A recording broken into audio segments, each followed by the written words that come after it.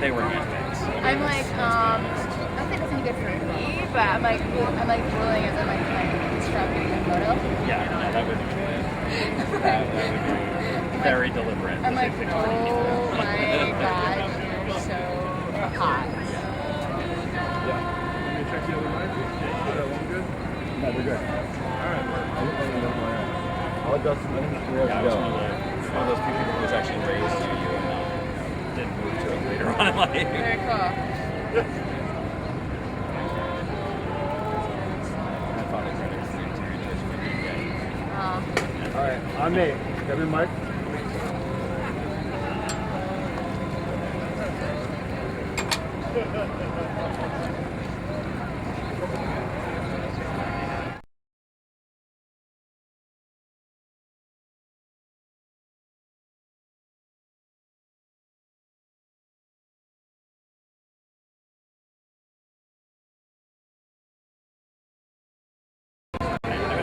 How are you doing today? A little nervous, a little terrified, a lot excited. Hopefully today is a great day for equality. I think it will be. I'm definitely hoping. Sadly, yesterday was a horrible day for equality. Horrible day for that. So I think it's important with whatever happens today that we're also very concerned about the gutting of the Voting Rights Act. Yeah, it concerns all of us, really. It's not just people of color, it's not just gay people, it's really everybody who needs to be concerned about this. Great, and so just for everybody that's joining us,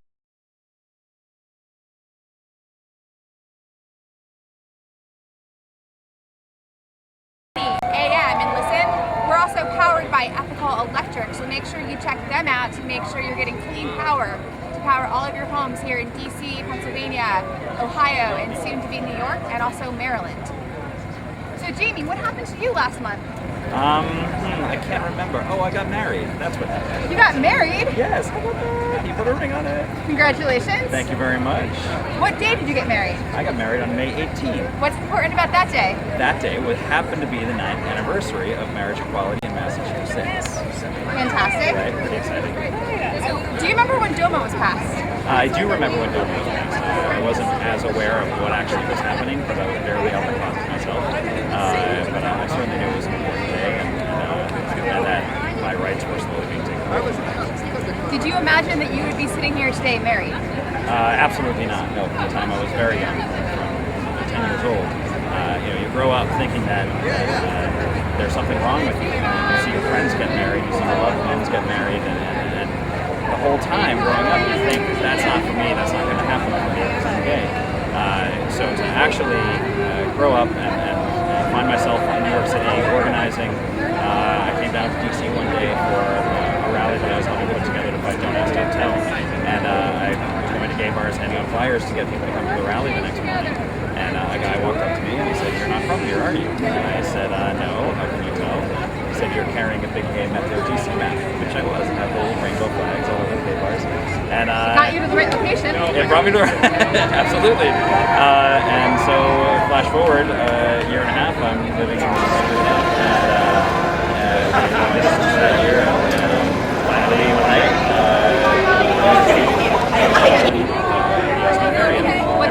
What's the lucky guy's name? Sean Carlson. He works for the Family Equality Council. He's busy today? Very busy today. I wish you were here with me. But no, he's going to be sending out crazy emails and tweets and keeping a lot of gay families from around the country apprised of what's going on here. So with Doma, you were still learning about the issue, and it was a different time. It was '96. I was still in high school, and it was.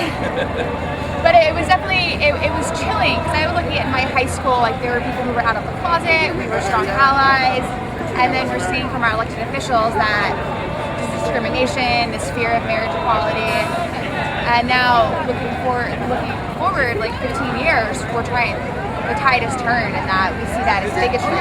It's happened really quickly, actually. I'm so moved by the fact that 10 years ago, even, it was actually, this week was the 10th anniversary of Lawrence v. Texas, where they overturned. What is Lawrence v. Texas? Lawrence v. Texas was a Supreme Court case where basically they overturned the country's sodomy laws in every country, basically making homosexuality legal. So it wasn't even legal 10 years ago. 10 years ago, for me to be gay in this country. So it's a bit much and exciting to be here and to be alive at this time, to be organizing at this time. And then, do you remember the Prop 8 election? Very much so. I was very involved. I I wasn't as involved in what was going on in California, but I was involved in the presidential one.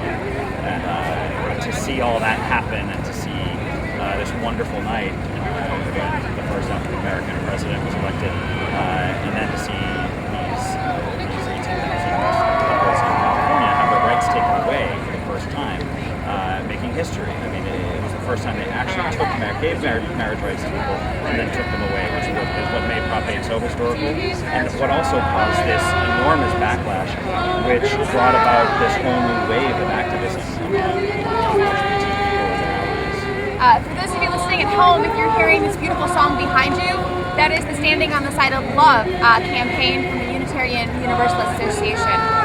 They're one of the faith groups that's been very active fighting for equality and really pushing for the idea that we should all be standing on the side of love. And actually the first church in this country that started marrying gay couples in Boston. Very cool. Well, I'm going to go find some great people for Jamie to talk with, but first we're going to bring in Carl Frisch to say a few words. Come on in, Carl. Carl is doing some great work around opening up access to the Supreme Court. Welcome, Carl. How are you? I'm well. Glad to hear it. So, tell me about the work that you're doing around access to the Supreme Court. Well, a lot of the people over here that have been waiting since 5, 6 o'clock, some overnight, because they wanted to come in and see history happen, because, they can't watch it at home, they can't listen to it at home. They have to wait in line for one of the few seats that anybody can have. I can't imagine what it must be like for LGBT couples in California who can't afford to fly to Washington. Right. It's kind of insane to see this lack of access to the people who are deciding the laws that we live our lives by every day. I was thinking about that actually last night and speaking with my husband about it. The fact that we're waiting to live our lives as equal human beings based on the decisions of 9 people who are making these decisions behind closed doors with no access, no accountability. Well, but they'll give you a printed copy of their decision. Eventually, Yeah, right. And eventually it'll end up online, and great. But, the Senate and the House have been televised for decades at this point on C-SPAN. I'm sure the people at C-SPAN would love to have another station to broadcast the Supreme Court live. And it's not just about our community, the LGBT community. There are decisions every single day that this court decides, whether it's the Voting Rights Act yesterday or affirmative action the day before that. All these decisions that impact big business and working families. Every term has more cases. And then as we move forward with equality, there's going to be more cases like this. Yeah. And there's all the pro-corporate angle of that the Supreme Court seems to be taking lately. I definitely want to know what everybody decided outside of the Absolutely. I mean, if you think about it, when these decisions are made, there are families, for example, one of the decisions this week was about discrimination, and it made it harder for an employee to sue their employer for discrimination. Well, as people know, LGBT people are not necessarily covered in discrimination laws in 30 plus states, around 30 states. So it's already hard for us to file discrimination complaints. But the Supreme Court is making it even harder. So when we do pass the Employment Non-Discrimination Act, it'll be even harder for us to actually use it. And it's even harder for people who are transgender. Obviously, LGBT people, lesbian and gay people have 29 states that don't protect us. I think there's 35 or even 38 states where if you're transgender, you can and that's not even to start talking about housing discrimination or medical discrimination. I mean, if this president went away, there'd be hospitals that can deny a spouse, a legal spouse, somebody of the same sex, the right to visit their spouse in the hospital. And Romney actually even said that he would take that back. That seems so very base to me. Of the rights that we are missing, be able to visit our spouse in the hospital. Well, and that's the thing. We're talking about marriage equality today. It's a very important issue because it's kind of the seminal piece of civil rights in this country, and it means that we're part of the American family when we finally have that. But there are a lot of things. We didn't have a single federal protection in this country until this president became president when he signed the federal hate crime legislation. We never passed a bill on protected gay men. It's kind of incredible considering it all started with Frank Kennedy. Right. That's some time ago. And tomorrow's the 44th anniversary of Stonewall. Right. 44 years. So So basically 40 years without any legal protections from the federal government. And that's just if you get beat up and there's animus. Now, what can be done about this before we start thinking about some organized plans around the accountability and the accessibility? Well, I think the first thing people can do is they can go to usconstitution.org and sign up with the Constitutional Accountability Center. This is one of their fights that they've been waging for a long time. They also have briefs filed in these cases. It'd be foolish to say that this is only a progressive or liberal cause. For example, the Constitutional Accountability Center has a brief filed in support of plaintiffs in Prop 8 and Doma with the Cato Institute, for example. There's broad-based support for good rulings in the Supreme Court that support LGBT families. And CAC is part of that. The other thing they can do is not relent. I mean, Congress could act. I mean, there's legislation right now. Louise Slaughter filed in the House and Senate has filed in the Senate to require cameras in the courtroom. Write a letter to John Roberts. Can they just overturn it, though? Can the court just say, In no, theory, we don't but want I think it sends a very strong message to this court. I mean, there are other issues relating to transparency and ethics in this court. These are the only justices in any court in the country that are not under the Judicial Code of Ethics. They've exempted themselves. Of course, how nice. So there's a slew of other issues that I think people are going to be hearing more and more about, especially as this court goes into recess. But today, right now, as people see the footage that We Act Radio is broadcasting from the steps of the Supreme Court, as they see these big crowds, this crowd, a lot of these people turned up thinking they were going to go see the Supreme Court and watch history happen. If you're not in that room, you don't get to see history happen. You get to read it, and that's much more. I mean, imagine if somebody said, "Hey, man, have you ever read that Aerosmith concert?" I mean, you'd be beside. It's like, yeah, I read the lyrics to an Aerosmith song. It's not quite the same as experiencing it. Yeah. And this is, by the way, much higher stakes. These are our rights every day. And I just want to thank Carl Frisch from Upright Strategies for joining us today here at We Act Radio. Next, we have a gentleman from the Gay Men's Chorus, Darcy Neal, who's going to be chatting a little bit about his story. And here... how you doing, Darcy? I'm fine. Good, welcome. So you are, let's see here. There we go. Awesome. Well, lovely for you to join us. You're joining us from Very happy. Gay Men's Chorus in Yes. DC. Yes.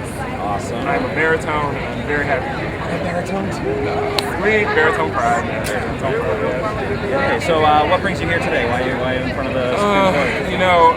I'm from North Carolina. I moved here. I've been living in DC on and off for like 4 years, and I mean, I've lived in all these different countries where marriage equality is illegal, and then to come back to the country in which I live is just ridiculous. So when they said that Domo could possibly be struck down as early as June, I was like, really? I thought it was going to be state by state in the next 50 years. Well, the funny thing is Doma actually would not make marriage equality. Going down Doma would not make marriage equality legal in every state. Right. That's the problem. Is that it is still a state-by-state solution. Right.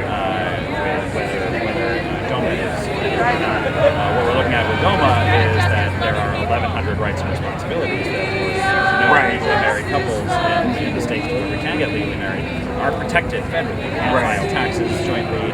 Are protected. Don't have the same protections if you're in Congress. Don't have if you're a binational couple. Just have to get a man from Israel whose husband lives here. He could get deported, Right. even if he's legally married. Right.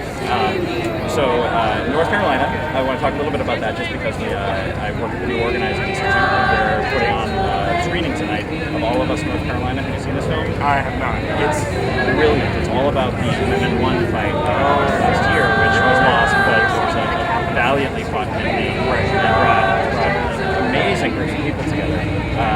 Did you know a lot about what was going on down in North Carolina as far as Unfortunately, I did. I have family and friends down there, and I'm not gonna lie. After it passed, it cost me some family and friends on Facebook. There was quite a bit of disliking going on. But I think if I remember correctly, Amendment 1 it puts marriage state constitution. Right, there was already a law that banned gay marriage Right, in the state. right. This was just, An extra belt added and security. suspenders, so to Right, speak. right. So what specifically, what's your story here? Well, I mean, like I said, as a gay person who is also an ethnic minority and who has a disability, I have tons and tons of things that go against me, as far as personally. And I feel like if this can pass, or if it's repealed today, that would be just one less hurdle that I have to deal with as I get older. So I feel like America is ready for it. People have been talking about it. The support for marriage equality is the highest it's ever been in the history of the United States. So they just need to go ahead and do it. Now, being a person of color as well, we were talking earlier about the Voting Rights Act. Right. Oh yes. That was a shame. That was a real shame. I don't even understand how Clarence Thomas could even get behind such a thing. But I guess maybe in the end they have their reasons for what they thought. They say that times have changed and it's no longer needed, but Look at 2012. exactly. The election in 2012. I'm sorry, but wasn't there voter repression in the South? Quite a bit of it, actually. And didn't they just? I was going to say, I know a federal court just struck down voting policies in Arizona because they wanted to do an immigration voting combination in Arizona, which was blocked. So I'm like, how was this any different? And in Texas, it was 2 hours after they issued the decision yesterday morning that they decided to implement some of the most strict voter ID laws in the country. So yes, there's still a problem. There's still very much a problem. Absolutely. But hopefully today we're going to have a more fair-minded decision. We hope so. Thank you. Thank you very much. I appreciate it. What's going on for the Gay Men's Chorus there? Well, actually, we, regardless of the decision today, we're going to perform. We have a couple songs that we're going to do.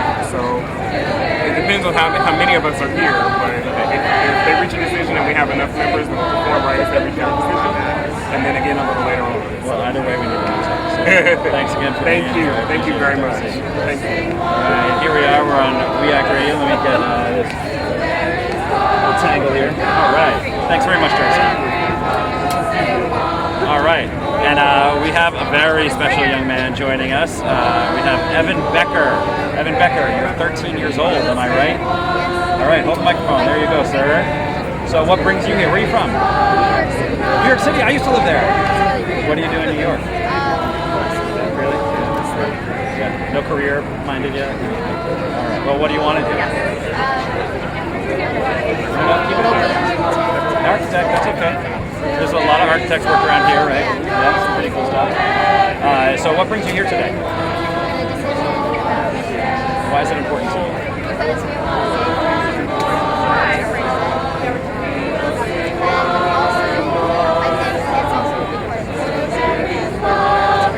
That's a nice thing to tell your kids about someday, right? All right, and your gay friends, are they adults? Are they other kids? Both? I have neighbors across the hall from us, and they're gay,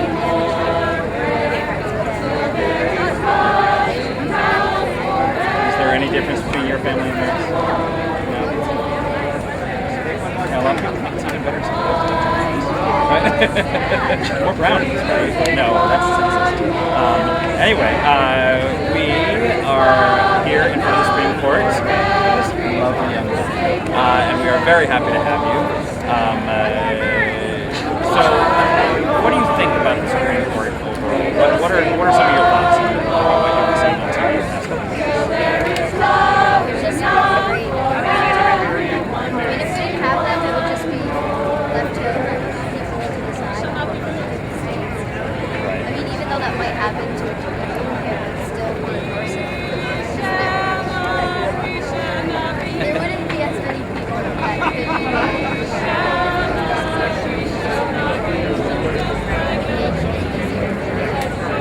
There'd be just as many of us, strangely enough. But there wouldn't be so many hurdles for us to be protected by the government and by the laws. So you have family here with you today? And how old's your little brother? 9 years old. Oh, he's 10. He just had his birthday, that's all. He's doing the mandatory. So what do you guys do during? Do you guys sports? Are you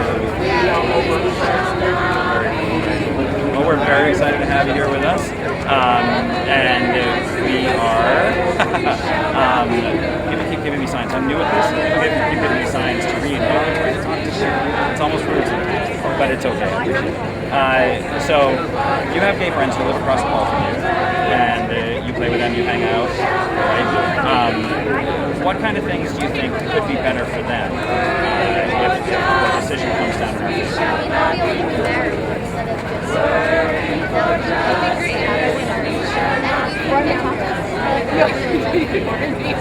What kind of difference do you think that'll make? I think they'll make them be happy because they get married instead of just and also show them a sense of pride to let them marry. You're very smart young man. Well, thanks very much for being here. We really appreciate it. We're going to be inviting on someone else, but thanks very much for joining us. I hope you have a great day, and I hope your neighbors have an even better day. All right? Have a great day. And welcome back, Melissa Byrne. Hi. And now we have Reverend Jill McCrory of Twin Brook Baptist Church. Welcome. Thank you. It's lovely speaking. It's so cool to see up there too. What do you think that means for us? Yeah, you're right. I think that means that the younger generation already has it together. They already see it. We're good. They already see it. What brings you?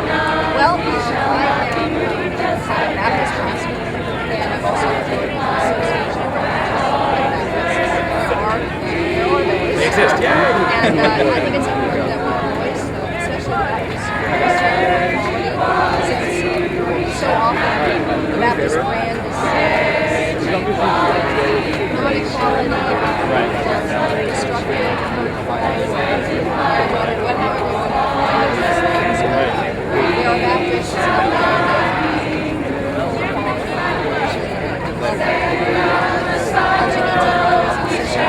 That's awesome. Now, religion as a whole is frequently seen as a reason why we should oppose marriage equality. How would you respond to something like coming at you saying, well, you are a religious person, the Bible says X, Y, Z. Why should you be in favor of marriage equality?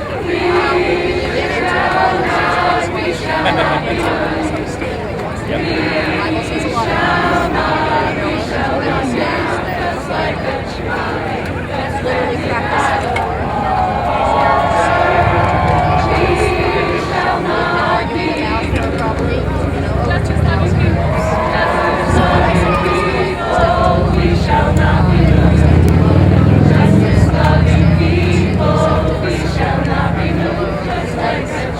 one another. And I also think that if we're talking about committed relationships, we're talking about family, then I don't think that we as religious people have to Another argument that's being used to fight marriage equality is that there will be discrimination and persecution of those who are not in favor of marriage equality. We know obviously that's not true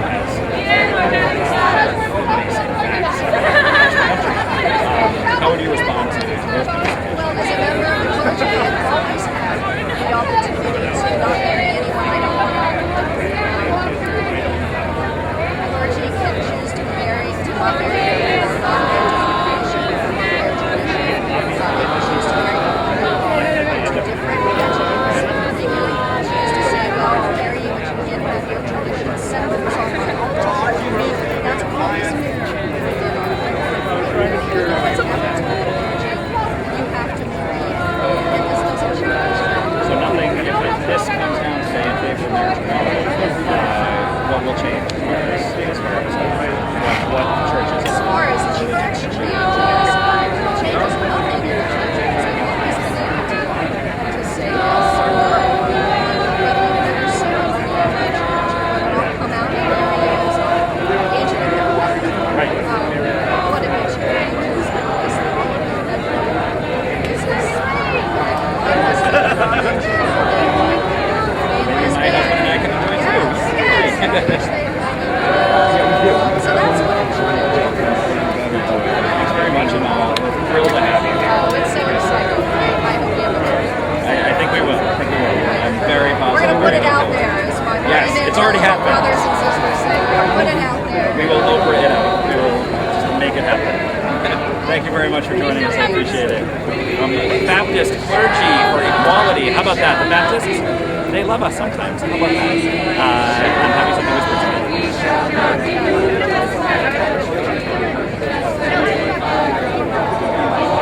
Okay, that'll do. Am I on right now?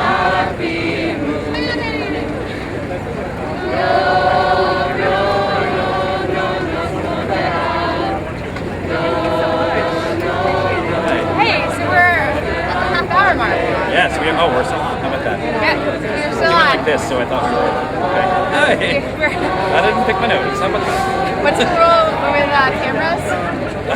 On mics, always assume. Okay, we'll do it live. Let's do it live. So one important issue is right now people are waiting in line. You actually have to be here in DC to the Supreme Court. Yep. People have to, for instance, the plaintiffs in the Prop 8 case had to fly 3,000 miles to get here on their own dime, and it's another question of access. I'm talking about pressure. So if you're low income, it's pretty hard to make sure that your rights are being upheld. Yeah, how about that? It shouldn't be that way. Absolutely. And I think another thing we haven't talked about yet is the importance of this ruling to the trans community as well. Absolutely. The trans community is obviously a very major part of the LGBT community. Frequently, they've led the fights that have brought us to the day we're at today. But there are trans couples who are married who, in one state, are legally married, but they may be in a gay relationship. If they go to another state, their marriage is invalid, just like Are you get legally married through DC or through Massachusetts? through Massachusetts. We got married in France. And then is that recognized in DC? That marriage is recognized in DC, but if we went to Oklahoma, we would be roommates. Or even if you 2 miles away into Virginia? Into Virginia, yeah, Virginia. Like, wait, don't we know? We've added so many recently. I'm horribly embarrassed. I grew up in New Jersey, and my state is the only state in the Northeast corridor that vetoed equality. Yeah, it's pretty problematic, that Chris Christie guy. To see, well, one of the possible outcomes of today, it's doubtful, but it's possible, is that they'll come out and say every state that currently has a civil union law that has everything but marriage has to turn that into marriage. Again, not likely, but possible. And New Jersey is one of those states that actually does have excellent protections under civil unions, but separate but equal is not equal, as they say. To give a shout out to Garnet State Equality, who's been doing fantastic work in the trenches. Yeah, they do excellent work there. I have a friend in New York who, before New York had passed marriage equality, he had a civil union with his husband, then, and they had a young child. Andrew had a heart attack and was rushed to the hospital. His partner didn't grab all the pieces of paper that says they were in a civil union, and they had an orderly at the hospital saying, "No, you're not recognized as a married couple, so therefore I can't let you in to see your husband because he had a heart attack." If we were able to say at that point we're married, that means something different. People get that. If you say we're civil unions, it doesn't mean the same thing to me. The other thing that I think is really fantastic about today is how many people are out here and proud and are also safe and secure being able to stand for this. I remember I was a freshman or sophomore in college when Matthew Shepard was murdered for being gay. And that's why we ended up passing the hate crime legislation, hate crimes legislation. Not because a gay person was killed, because when you kill a gay person because they're gay, it says to the entire community, you should be afraid of who you are, and you should live in fear, which is not how we should ever live in this country. We haven't talked about movement building, but this is also an example of movement buildings, or building a movement is more than sending out one petition. The work here today is a culmination of decades and decades of struggles. Absolutely. Starting on the postal law, starting with Mattachine Society, and the Committee for Human Rights. What are those groups? They're groups that were in the 40s, started in the 40s and the 50s. They were the 40s?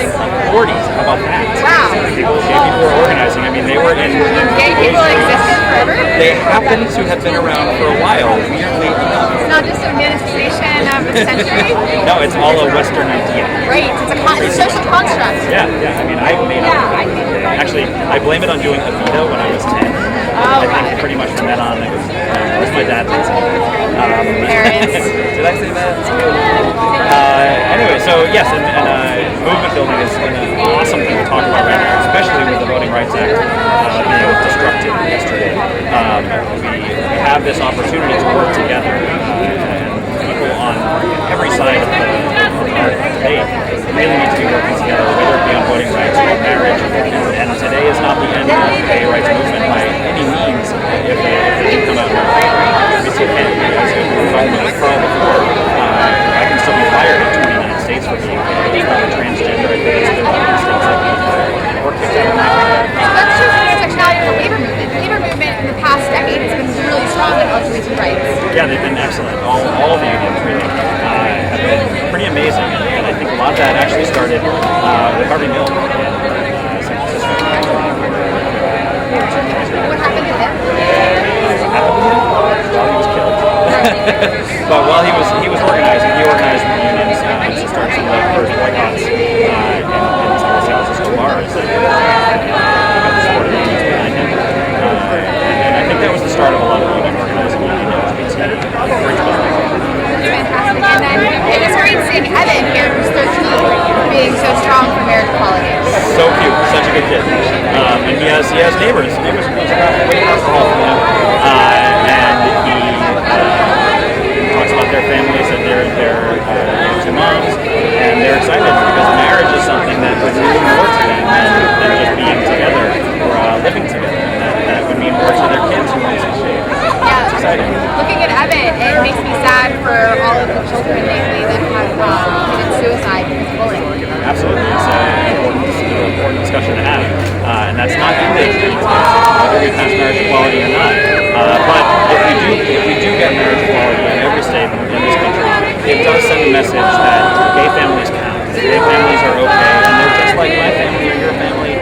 And I think fewer kids will end up taking their lives and feeling so ashamed of who they are because they can grow up and live happily ever after like anyone else. So in a lot of ways, if the court rules against equality today, that's telling young people that they don't matter. Absolutely. That's what I was told as a young kid. That's what I was told in college when they first passed Doma. And so we'll see what happens today. I'm very hopeful.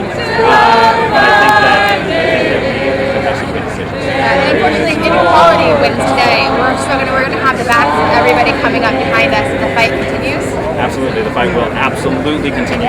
If not only on LGBT issues, not only on LGBT issues like the Non-Discrimination Act and things like that, but we need to fix the problem with voting rights in this country. We need to fix the problem with affirmative action in this country that the Supreme Court is attacking. Right now, the Senate is looking at comprehensive immigration reform, and LGBT families aren't getting equality in that. Absolutely, we need to stand together on all these issues. If we don't, then we're far weak. That's fantastic. We're getting ready to have our next guest on. Awesome. I just want to give a plug for SCOTUS blog. Would you want to, if you want to dual screen it, you can find out what's happening in about, we're at 9:37, so we're about 23 minutes away from 9:37. It's a lot of time to go. I've been here for an hour and a half. So who do we got coming up next here? Oh, we're getting that name, but also if you're on Twitter, we are at React Radio.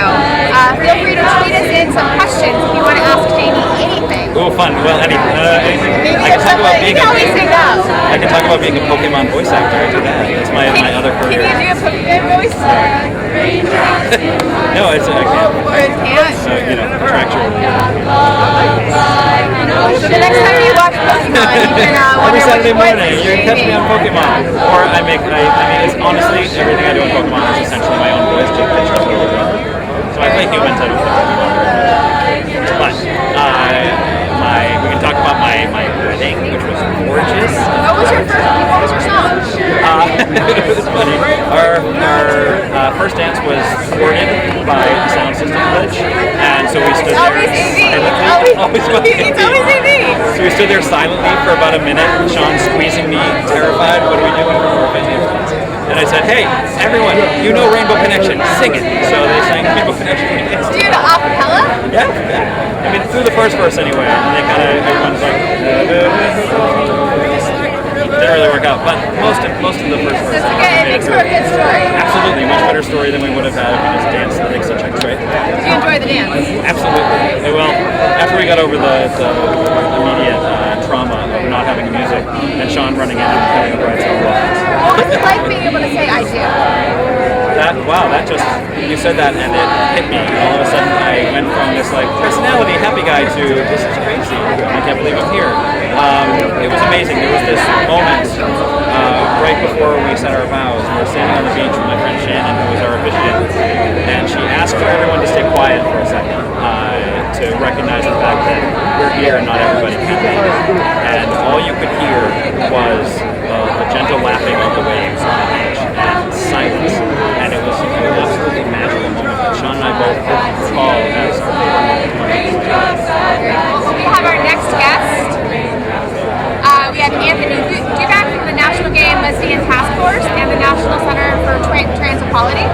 We're definitely going to make sure that he gets asked about the importance of access to the Supreme Court. Yes. And one thing that's great about the National Gay and Lesbian Task Force is they also do a lot of work in security advocacy.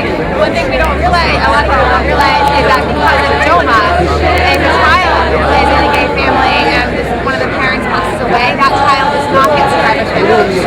The widow or widower of the partner doesn't get survivor's benefits. So there's a lot of things that I take for granted that Jamie and other people's families do not get, even though they're paying into the system. Let's welcome Anthony right now, and let's keep going, and we'll be back and we'll keep this going. All right, welcome Anthony. Thanks very much for being here. Thank you for doing this. Oh, my pleasure. So, National Gay and Lesbian Task Force and the National Center for Transgender Equality. Yeah, I'm interning in the summer. Awesome. Vincent over Yep, my supervisor on the comment group this summer. meet a lot of Vincent. Yeah, I mean, I talk to them when they're coming up. Now, you may not know since you just got here this summer, but my husband and I worked with Darlene and several people over at the task force in putting together the United for Marriage, which is putting together all the rallies that happened here during the arguments for Domo. Now, what brings you up here? Yesterday, a couple of the people from the task force came up and they were like, hey, we're all going to the marriage equality rallies, we're handing out t-shirts, and I really wanted to be here, I really wanted to be a part of this movement, it's really important to me, I think it's really important because I work with Mark Heasley, who is fantastic, and she recently said, I'm all for marriage equality, and I am as well, but there's so many other things that people have done as well as marriage equality, but once we get past this point, we need to focus on the other things that we can also do.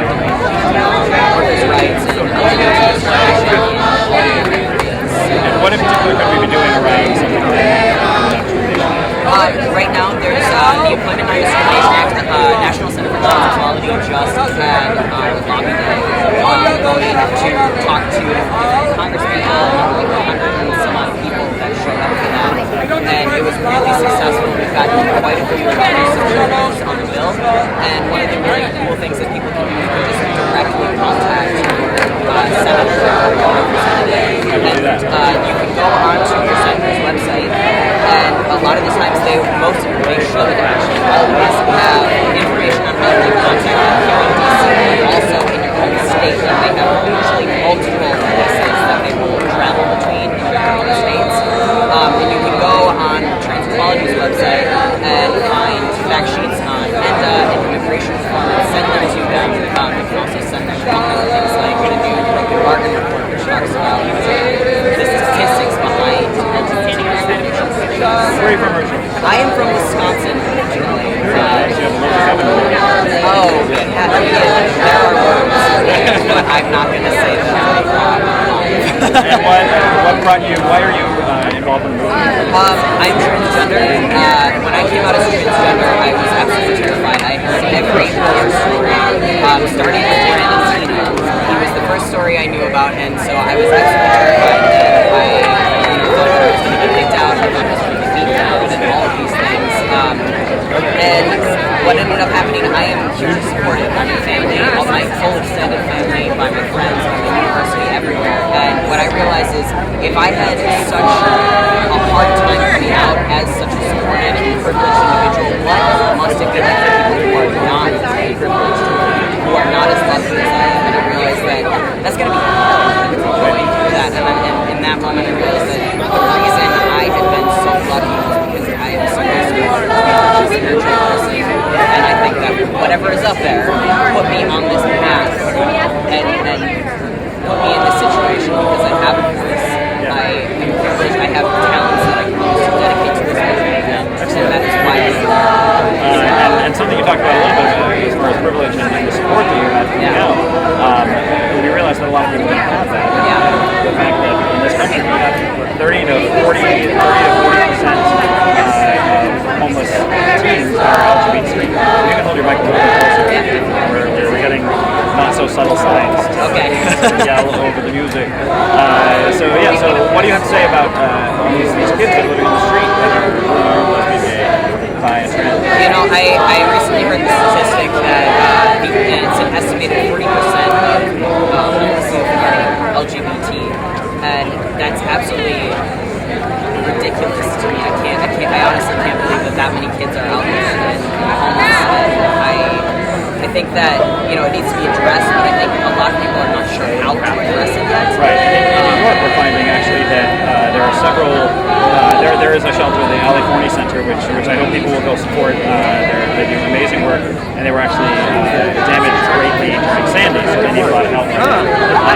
But while they provide some beds for people who are living on the streets, there are several shelters which just don't have any place to go, specifically for trans people. There is a place called, it started on Tumblr, and it's huge now. It's its own place. It's trans couch surfing network. It's a network full of people who have a couch or a spare bedroom or floor space, and they're there for trans individuals who need a place to stay.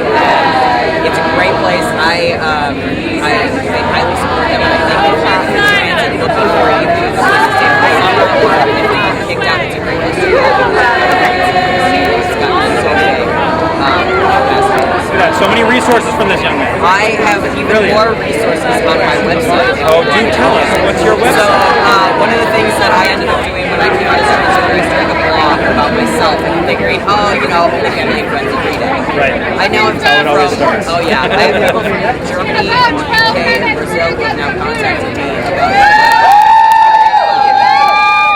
On the blog, I have tons of resources. I try to do this as much as I possibly can. The blog is called Boxers and Binders. And what's the link? The link is boxersandbinders.com. Boxersandbinders.com. And it's got links for all different types of trans resources, links for trans allies and trans parents.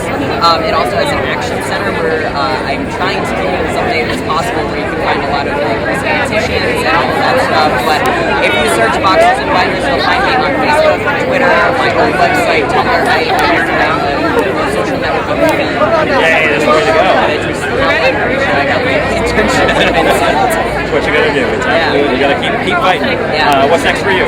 For me, I'm here this summer. What I'm hoping, I have 1 year left of graduating at University of Wisconsin-Stickler Point, the smallest, most liberal college you will find in Wisconsin. I have 1 year left. I'm a poli-sci major right now, and then I plan on coming right back out here to work with the quality rooms out here, or maybe to work with Fair Wisconsin. Well, we will see you here when you're done. Yeah, definitely. Thank you. Thanks for joining us. All right, so looks like we're only about 12 or 11 minutes out of the decisions coming down. We're very excited to be here with We Act Radio. My name is Jamie McGonnigal. I'm with the New Organizing Institute, the founder of TalkAboutEquality.com. And we have another wonderful, very exciting speaker to join us here. We have Representative Mark Takano. He's the first openly gay representative of color. And he's going to be joining us in just a moment. But yeah, here we are. We're on the steps of the Supreme Court. In about 10 minutes, we're going to be hearing what happens to married couples, to gay married couples in this country. We have the Defense of Marriage Act, which is being decided. Whether or not we have some speeches going on behind us right now. It's very exciting. So Defense of Marriage Act could go down about Defense of Marriage Act could go down about 3 different ways. Either they punt and they say that they don't have standing to, the House of Representatives does not have standing to defend the law, which means Section 3 of Domo would be struck down as it was in previous courts. Or we could win, they could overturn it, or we could lose and they could not overturn it. With Prop 8, it's a different conversation entirely. We have 6 different options as to what could happen. First 3 would only affect California married couples, those couples that were married between May and November of 2008 before Prop 8 was passed. Those decisions could be that they decide to just strike down Prop 8 and rule narrowly, which would mean California married gay couples would remain married and California would again have marriage equality. They could punt again and say that we're not going to rule on this and that the earlier court's decisions will stand. There are a few other options that I think are unlikely, but it's possible that we could end up with a decision where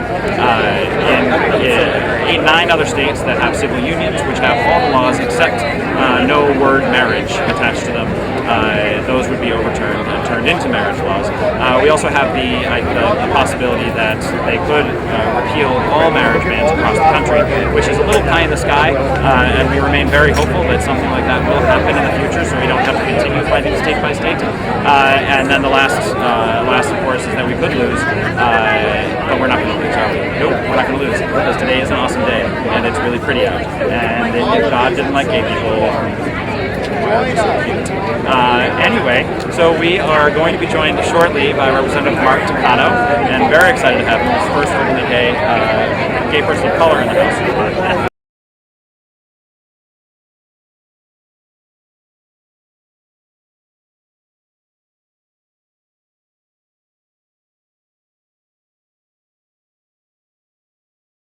New Organizing Institute.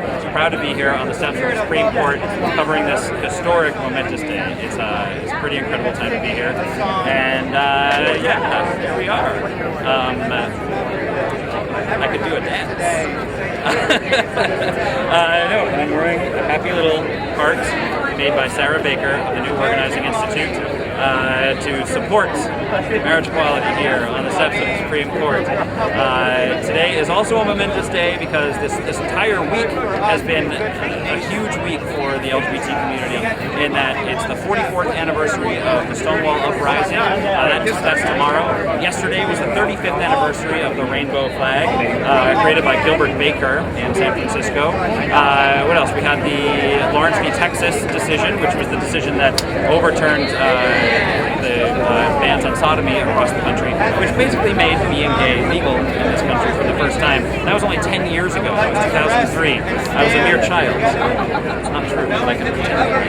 Again, so there's a lot going on. There's a lot going on behind me. So much going on behind me. So many people. It's pretty incredible to see signs around here that say the right side of history, marry who you love, and what's important. We were talking earlier about with Melissa Byrne about these coalitions that are formed and the work that we're doing across the progressive movement. And so we have these great signs from American Foundation for Equal Rights, which was the organization that put together the case against Prop 8. We have signs I've seen from NAACP. We have all sorts of signs from great organizations across the progressive sphere. And we're proud to have them with us to be standing with us. And in return, and as we should as human beings, we'll continue to stand up for voting rights across this country. As LGBT people experience wins or losses, we'll continue standing with our allies that are standing pretty much anywhere around us. It's great to see a sea of beautiful faces here on this historic day, and the rainbow flags. I happily saw the transgender flag earlier flying. Yeah, it's pretty incredible to be here today. I wish my husband were sitting right next to me right now, but unfortunately he works for an LGBT organization that needs to make sure that our families are protected and know about what's going on here today. So I feel like that Lady Wendy in Texas right now. I feel like I'm filibustering, but I'm gonna drink some water because I'm losing. There we go. That was me drinking water. Yeah, we have some incredible people over here. So many great people that I couldn't talk to. Sarah Baker, come here. Here is my friend Sarah Baker. Sarah Baker with the New Organizing Institute. Sorry, the mic's a little hot, like hot temperature-wise. Make sure you hold your mic nice and close and yell. Okay. This is my friend Sarah Baker. Hello. And we're going to talk briefly about why you're here. Sure. Well, I had the privilege just about a month ago of seeing Jamie marry his restaurant on the beach of Massachusetts, and I'm very much looking forward to seeing the Supreme Court recognize your marriage on a federal level by overturning Doma. So that is why I am so excited to be here today. Thank you very much, Sarah Baker. And Sarah Baker also made all her decorations for the wedding, and she's amazing. What is it about this day, other than recognizing my marriage, what is it about this day that's important to you? Well, I am a straight ally, so it's not something that's personally affecting my relationships, but it's just about equality. Gay rights are human rights, and it's important that we make sure that every citizen in this country has the right to marry. Love is love, and I'm also proud to be not only a straight ally, but a straight Christian ally. And there's a growing number of progressive Christians who are supporting gay marriage and really coming around on this issue. So I'm just excited today to represent all those groups. Awesome. Well, thanks very much for joining us, Sarah Baker, and we're going to take a quick break right now. Are we still taking a quick break? Yes. Yes, we're still taking a quick break. Jamie McGonnigal with React Radio. Oh. Pete, you gotta go. We're going right now. In 1 second.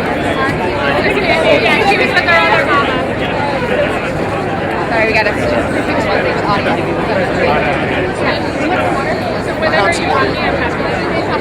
Great, I'll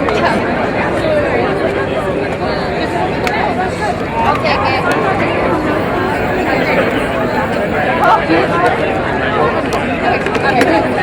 My regular glasses.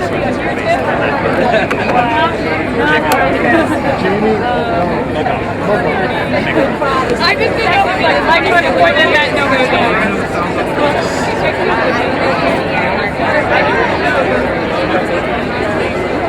Listen.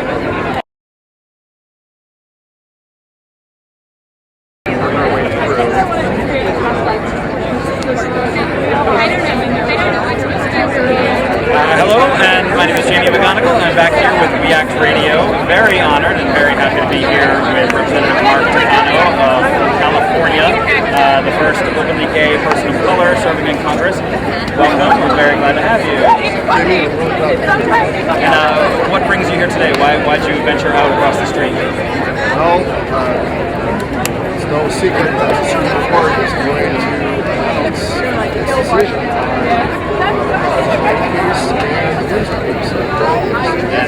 How are we hoping they play? Well, I'm hoping that they are as expansive as possible.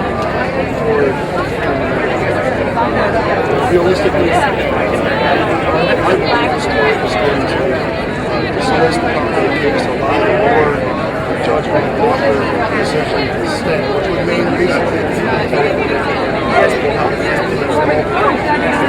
I'm hoping for an expansive ruling on the Windsor case, striking down such a place. Excellent. Now, we've had a lot of other cases come down this week, very important cases in the court, including affirmative action, as well as the Voting Rights Act stripping away yesterday. What effect do you think that's actually going to have on the Frankly, it's much better. All three cases decided in ways that I would wish the court had done otherwise. Affirmative action, they basically, as they say, punted on the case. But on the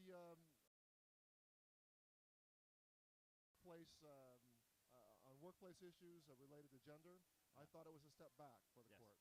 On race, with regard to the Voting Rights Act, clearly a step backward. We have this building behind us where there are 9 people who make decisions in secret. We know very little about what's going to happen. We didn't even know until yesterday that this was the day they were going to announce. And even that was more information than we're used to having. How do you feel about accessibility to the Supreme Court and changes that we might be able to make sure that couples in California who might have a case don't have to find people's minds to stand in front of the court and maybe show money to do something like that? How do you feel about accessibility? I don't know how to quite answer that question. I'm someone who I'm basically fine with speak about the court, accept the finality of decisions. Of course, ultimately, and so I basically not in favor of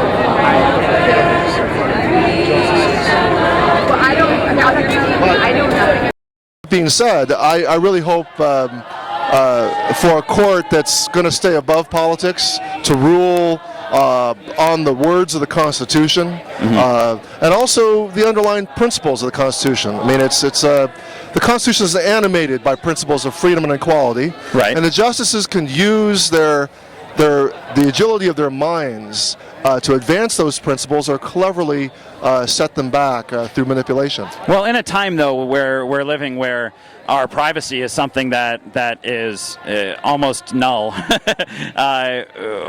why is it that these 9 people should be able to have that same, such a heightened sense of privacy around the things they're doing when what they're doing every day is so important to our future? Well, my best answer to that, and I could go either, there's arguments on both sides. Right. At this moment, I still believe that people want to believe the Supreme Court reaches its decisions not through bald politics. Right. They're not political hacks, although the statements of some justices really...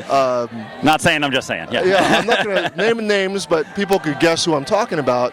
We don't want to believe our justices are political hacks, and that, Right. and that everything is designed around the words like messaging and sound bites. Right. We want to believe that the justices predicate their decisions on high principles, that the Constitution is something that all of us Americans regard as sacrosanct. Almost, Right. it's as close to how secular people can become spiritual. I mean, it's this idea that we are united by equality, justice, and freedom, high-minded principles.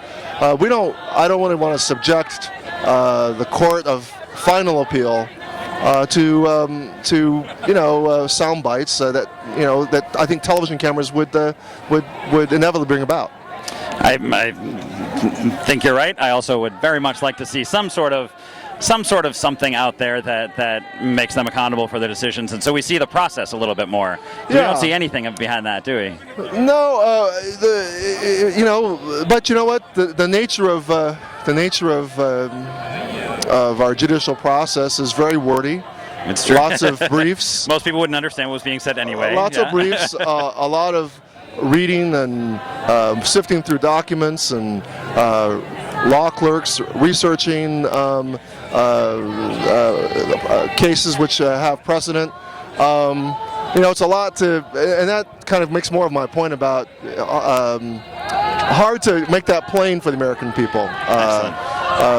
But I hope this court. Whoa! What just happened? People are cheering. No one tells me anything. We're all trying to find out. I'm trying to figure out what happened. Whoa, we're cheering. I hope this is good. Or are people just cheering for the heck of it? Here on We Act Radio, live with Representative Mark Takano. Thanks for being here. It's great. Let's go find out what happened. How about that? Okay. Thanks very much for joining us. Thank you. We'll be right back here with some more information. We don't have anything yet? Oh, we're going to keep talking then. How about that? Okay, so there's no... People are just getting excited in anticipation. I think we're screaming to scream right now. Darn people. Doma is unconstitutional, ladies and gentlemen. The Defense of Marriage Act has been found unconstitutional. What's that? It was a 5-4 vote, as was expected and hoped for. So the Defense of Marriage Act has been found unconstitutional, I'll be folks. really eager to find out the parameters. What they had to say. How broad. Yep. I'm a former English teacher, 23 years in the classroom. Justice Kennedy is notable in some of his previous decisions for using very poetic language. I think they just got the news over there. Oh, is that? It's a delayed action. Well, Justice Kennedy was notable for using this phrase, "The times can blind." Right. The times can blind us. He said generations, new generations would. I'm paraphrasing him now. Would see that laws that once were thought sound have only become instruments to oppress, and I'm hoping that in this decision on striking down Doma, Section 3, that he uses very majestic language, language that incorporates the 14th Amendment, the Equal Protection Clause, and he doesn't rely on clever sounding or clever ways to invoke federalism and states' rights. That would set us back. Or slow us down. Slow us down. Right, exactly. It's slow us down, exactly. Yeah. There's still a lot of work to do, even with the current repeal of the Defense of Marriage Act, or Section 3 of the Defense of Marriage Act. We do realize, though, that I haven't read the ruling. We don't know what's going on yet, 100%. But with Section 3 basically just defines federally marriage is between a man and a woman, which is now the part that's struck it has down. to do with the whole panoply of rights that come with the federal government. So everything that comes with the federal government. There are several states that do permit same-sex marriages. Massachusetts, where I got married a month ago. Massachusetts. Hopefully we hear the implications of the Perry case and what it means for at least 10% of our nation, California. Right. We know that New York, I believe Rhode Island, I'm not sure about Delaware. Delaware passed it recently. A few other states. All of New England. Plus also nations. And what's also at stake is the recognition of binational same-sex couples. Yeah, so that's just been that's a really interesting thing to bring up, because we're discussing it with the immigration bill right now. Right. Many people were so disappointed that, frankly, the Republicans in Congress, even in the face of growing change. The growing change stood in the way of that. Stood in the way of and hopefully the way they ruled on Section 3 today of Doma is going to moot that question. Oh, everything just got really quiet here. As if they're announcing. Are they announcing things? I don't know if they're announcing things. Anyway, we are here with Representative Mark Takano. We're We Act Radio. My name is Jamie McGonnigal. We're thrilled to be here, and we just found out the Defense of Marriage Act has been struck down, or Section 3 anyway. We have not read the ruling. We're not 100% on top of this yet. But other sections of the Defense of Marriage Act also state that my marriage can't be recognized in states that don't have marriage equality, which is... and the other significance of that is things like federal benefits, Social Security survivor benefits, depend on state laws. Right. So the federal government recognizes the right of a surviving spouse to receive those survivor benefits based on where you live. Right. So if the marriage laws in a particular state say that your marriage is valid, you're eligible for those benefits. Yeah. So a lot about how these two rulings are combined will affect people financially in a broad very much way. So. And I know Justice Kennedy cares about that. Because the Windsor case was essentially about inheritance rights. Right. A woman, and it was hundreds of thousands of dollars that Edie Windsor was forced to pay.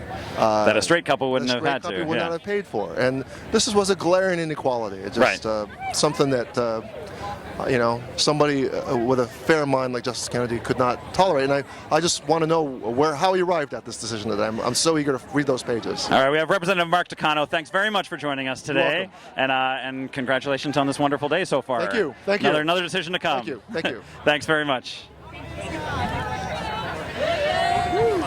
And next, we just found out that the Defense of Marriage Act, Section 3 of the Defense of Marriage Act, has been struck down. More details coming on that. And next, we'd like to welcome Abby Tennis, the Interim Minister of All Souls Unitarian here in Washington, D.C. Here in Washington, D.C.? Yes. All right, just making sure. Welcome. Hi, thank you. Here's your microphone. Okay. We just have to hold it really close and yell into it. How about that? Hold it close and yell into it. Okay. Yay! I'm one of those people who grew up Unitarian. Most people go to it later, but I found it very early on, which is apparently why I'm gay, according to my father. But anyway, welcome very much, Abby. We're thrilled to have you. Thanks. So what brings you here today? We're here. These are my people behind you, and we are here to support marriage equality. Awesome. And what is standing on the side of love? That is the way that we say what we're about here at All Souls Church and in the Unitarian Universalist faith and beyond. Awesome. That we take stances for justice by standing on the side of love. And have you married any gay couples? I have. You have? Yes. And how's that gone? It's Did been really the church burn fabulous. down or anything? No, Nothing? no. Weird. Everything weird. is wonderful. Totally cool. That's awesome. And what does it mean for your congregation, the decision that we just heard come down to the Defense of Marriage Act has been struck down? Oh, it's so wonderful, so wonderful. We're going to be celebrating in church. I'm sure that there's going to be a big party There better be. this Sunday. We're a welcoming church. We have a lot of diversity in our church, including sexual orientation and gender expression, and we're just delighted that there was a step taken forward for justice today by the Supreme Court. And we're still waiting on Prop 8. We're still waiting on Prop 8. We'll see what happens there. We're waiting with bated breath. Yeah, I have friends who texted me from California this morning who said thank you for being there in front of the Supreme Court when we couldn't be. So Is that where you're from originally? I was living there before I moved here. And where are you from originally? I'm from Boston, Mass. Woohoo! No way, me too! Ow! Well, not Boston technically, but like Marshfield, South Arlington. Shore. Okay, people Yeah. keep cheering in crowds, and it's very cheering. confusing when we're waiting for things. But yeah, Boston. And Boston was actually the first place that Massachusetts was the first state Yeah. that legalized marriage equality in 2004. Yep, the Goodridges, who were the namesake of that case, got married at the Unitarian Universalist Association by How the about president that? of our denomination. I know them pretty well. Oh, fun. And you know what Yeah. I just found out this morning is Melissa Byrne actually had been to a wedding recently where the Goodridge decision was read as a wedding reading. Yeah, I've done that several times. Except she was at a straight wedding. Yep. Like it's now like a very generic reading that everyone's doing. We didn't Yep. do it just because everyone else was doing it, and we couldn't do that. So instead we had readings about our dogs. But, anyway. I've used that reading in, I think, three straight weddings now. Oh wow, that's Yeah. amazing. I mean, it says very beautiful things about what Yeah. marriage is and what love is. Yep. Having nothing to do with gender, having Yep. nothing to do with whether both people are male or both people are female Yeah. or other Yeah. or opposite gendered, as a recent Miss USA would say. So specifically, what brought you here? Do you have friends that are here in town with you, and who are the people that are standing with you? I live in D.C. I'm the interim minister at All Souls Church, which is the church on 16th and Harvard Street Northwest. What was that? 16th and Harvard Street Northwest. All Souls Unitarian Church. And these are my people. We sent out an email to our congregants yesterday and asked them to join us, and there's dozens of us here, and Unitarian Universalists and Unitarian Universalist clergy from all different churches in the DC area, and we've got friends on the phone with us from further away. So we're delighted to be here. We're here in prayer and in song and in celebration and in solidarity with our queer brothers and sisters. Awesome. Well, thank you very much for joining us. Yeah, thanks for keep having screaming. me. Let us know what happens. We will. And we'll see you singing. at All Souls Unitarian Church at 16th and Harvard Northwest. Yes, come join us. Thank you. Thanks very much. So my name is Jamie McGonnigal. We're here with We Act Radio on the steps of the Supreme Court. Well, actually on the sidewalk outside the Supreme Court, technically speaking. And we have Melissa Byrne back with us. I'm so excited that Doma is unconstitutional. Woo-hoo, so unconstitutional. I had little faith today after Ooh, the fun. horrible voting rights decision yesterday. Why don't you guys So come up, man? we have a special interlude for everybody. Performance Live performance right here on We Act Radio. for the DC Gay Men's Chorus. Woohoo! Come on back. Come on back. Because the revolution and change needs art. Do you think It art's needs- important? And gay people. Gay people, Who song. create art. So here we are. So what song are you guys gonna sing? Good. Okay. Let's get Conductor just arrived. Okay. Oh, thank God. need a What song conductor. are you guys gonna sing? Good, probably. Presumably make them hear you from What are we Ragtime. singing? Make them hear you? From Ragtime? From Ragtime. I love Sorry, that make song. them hear you from Ragtime. Fantastic. Let's hold the mics for them. Sorry. Where's your conductor? Right there. Yay! I don't know. Here you go. You're live on We Act Radio.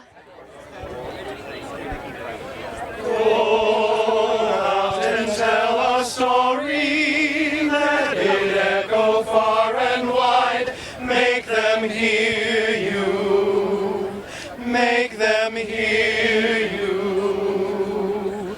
How justice was a battle, and how justice was denied. Make them hear you, make them hear you. And say to those who blame us for the way we chose to fight, that sometimes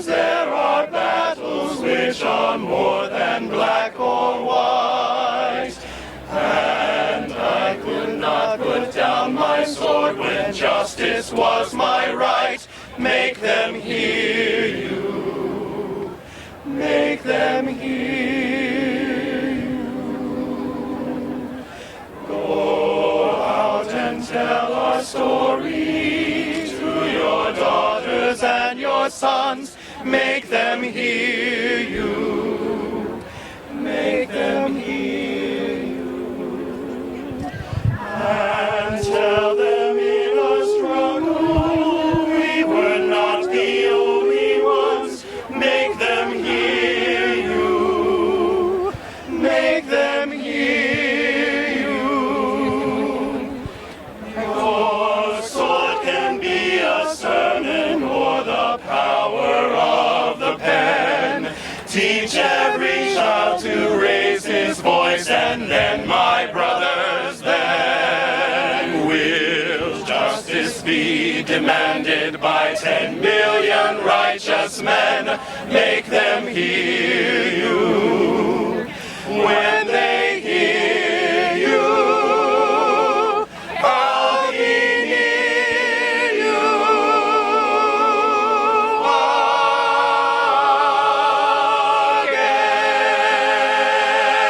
again. Can we get one more song? One more song. That Ladies was and fantastic. gentlemen, Let's do the one more Gay Men's song. Chorus of Washington, D.C. They're amazing. No, they're so amazing. One more song. And one more song. We're going to hear one more song. That was Make Them Hear You from Ragtime by Flaherty and Aaron. I'm ready to cry right now. So gay right now.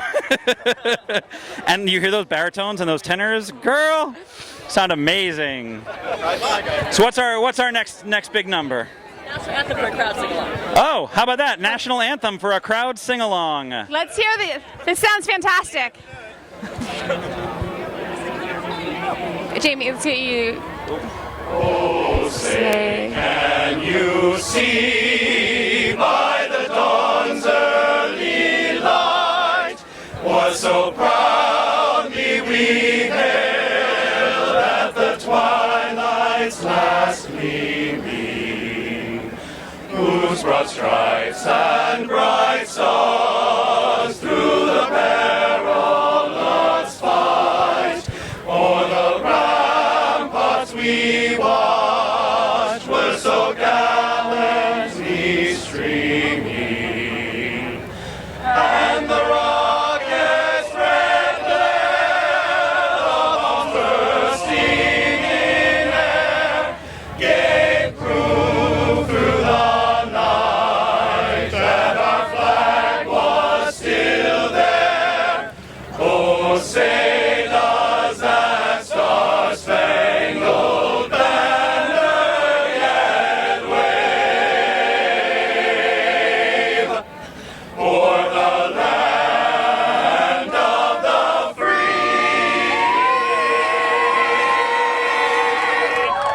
and the home of the brave? Thank you. Play ball. Wait. That was the Gay Men's Chorus of Washington, D.C. with two awesome numbers for us. And what's your website in case people want to go to your shows? GMCW.org. GMCW.org. And what's your name? I'm Brad GMCW.org. Ronaldo. How long have you been with the chorus? Almost 3 years now. Fantastic. You guys are Well, awesome. So we had tenors over here, or was it a mix over here? Okay. He might be a Broadway person. I'm a little bit of a Broadway person. I was very excited. And I sing with another chorus in D.C. Not the So- Gay Men's Chorus, weirdly enough. Our website for the- WeAct is weactradio.com. We're weactradio.com. And by tomorrow, you're going to be able to see a clip of just the national anthem. So it'll be the first time the national anthem was sung with Doma being ruled unconstitutional. So we are more freer because of all of the brave activists that have risked their lives over the last 100 years to move us towards equality. It's pretty incredible stuff here. I'm so excited there's hardly words that I have to say. We talk about we fight for justice through nonviolence, but unfortunately, a lot of the people who use nonviolence have been subjected to violence throughout their lives. This happens frequently in America. So this has been a lot of work to get us to this point. Yeah, starting in the 40s and 50s, like we were talking before, and then coming to a crashing point at Stonewall in 1969.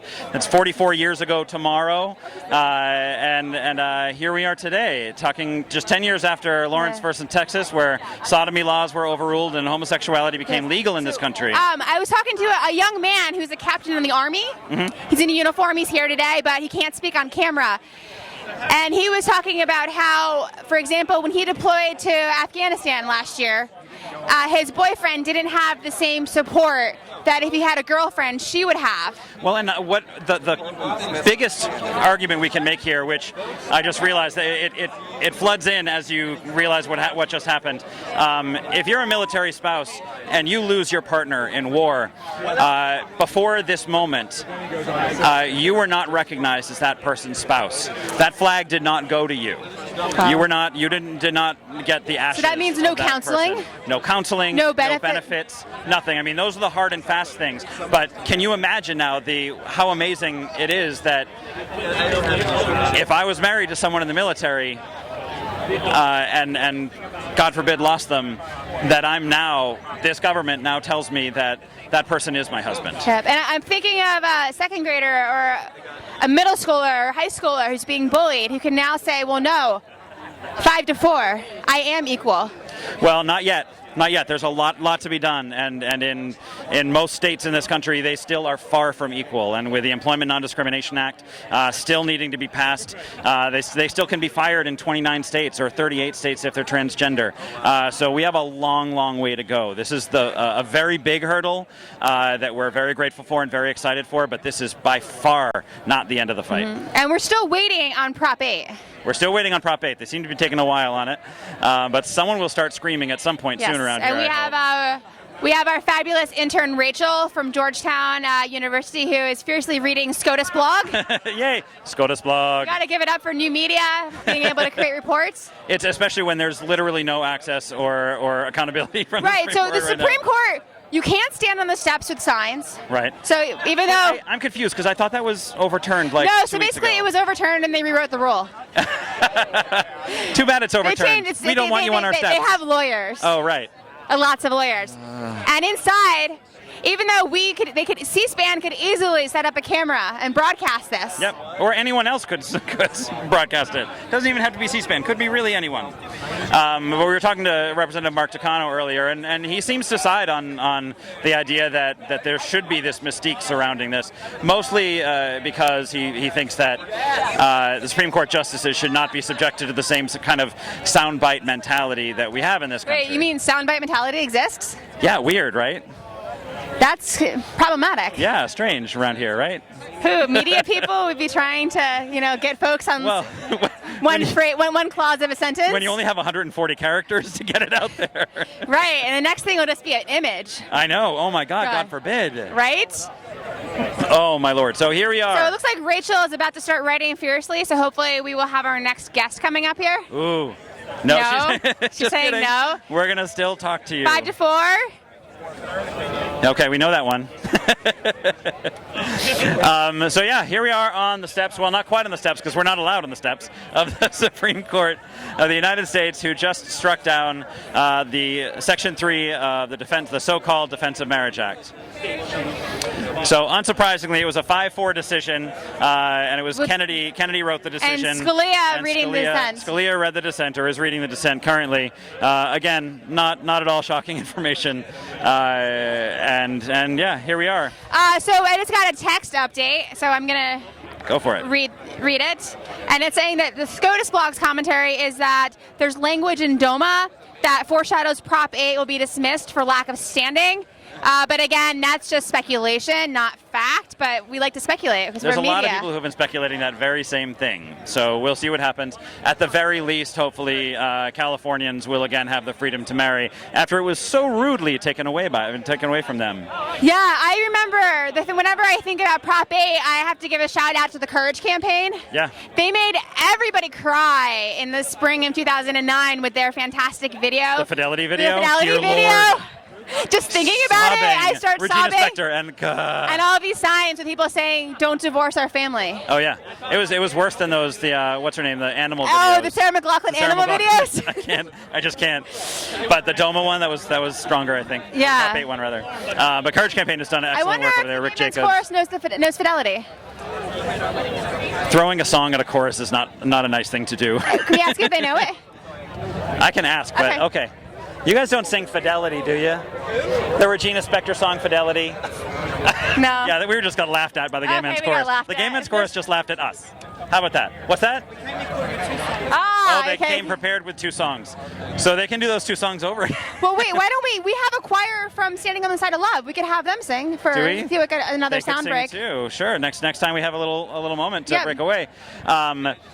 So yeah, it's pretty exciting to be here. This is a historic day already. I told everyone on Twitter and on Facebook today was going to be a good day. What'd I tell you? Yes, and if you're out there, please use @WeActRadio and Twitter handle. I am gonna go talk to my You go my talk to him. camera guy. I'm gonna talk about my rainbow bracelet that I just put on, that I'm very excited about, that I just bought in San Francisco. It was my first trip there during Netroots Nation last week. Netroots Nation, where a lot was going on around LGBT equality and pretty much everything else. Immigration was discussed. The Voting Rights Act was discussed. Yesterday, obviously, a horrible decision coming down from the courts on the Voting Rights Act, essentially gutting that and making it Texas immediately jumped into action. Which is one of the states affected by the Voting Rights Act that would normally need to clear any new rule changes they made with the government, but they no longer have to do that. And within 2 hours of that decision coming down, they enacted the harshest voter ID laws in the country. So obviously, voting rights is something we have to worry about. Voting rights is a huge problem in this country, especially in 2012, where there were huge amounts of people being not allowed access to the polls the way they're supposed to as an American. So again, here we are. My name is Jamie McGonnigal with New Organizing Institute, and we're here with We Act Radio. You can follow us on Twitter @WeActRadio. You can follow me on Twitter @McBenefit, MC-Benefit, and you can keep watching us here. We're going to have some more people to chat with in a few minutes, and we're waiting right now, anxiously waiting with bated breath for the decision on Proposition 8, California's anti-gay amendment to their constitution, which passed in 2008, the same night that Barack Obama was elected to the presidency. California is different than other states, and this case is very different because this is the first time in our country's history where marriage rights were given to its citizens and then taken away by popular vote. One of the arguments that we frequently hear around Proposition 8 is that the majority should never have the right to vote on the rights of a minority, which is something that's been a big problem in our country's history. So we're still waiting on that decision. Here we are with React Radio on the steps of the Supreme Court today. It's very warm, so I'm going to grab this towel, and I'm going to tell you about grabbing the towel as I wipe my forehead, because it's warm in the sun here. But it is a beautiful day, even though it's warm, and I think it's just going to get more beautiful. I hear some cheering? Question mark. Melissa Byrne is going to be joining. Melissa Byrne, are you joining us again? Right? Should I just keep talking? I'll keep talking then. I'm going to talk with someone else from the Gay Men's Chorus. How about that? No? What's up? So one thing, in terms of with what SCOTUS blog is reporting in terms of the language in Doma, is that it'll be a really bad thing for Prop 8 if it's dismissed due to standing, because that keeps Prop 8 in place. No, that doesn't seem to make sense. If it's dismissed, it goes back to what the earlier court decided, which was that it was overturned. That's how I understand it. If it's dismissed due to standing, either way.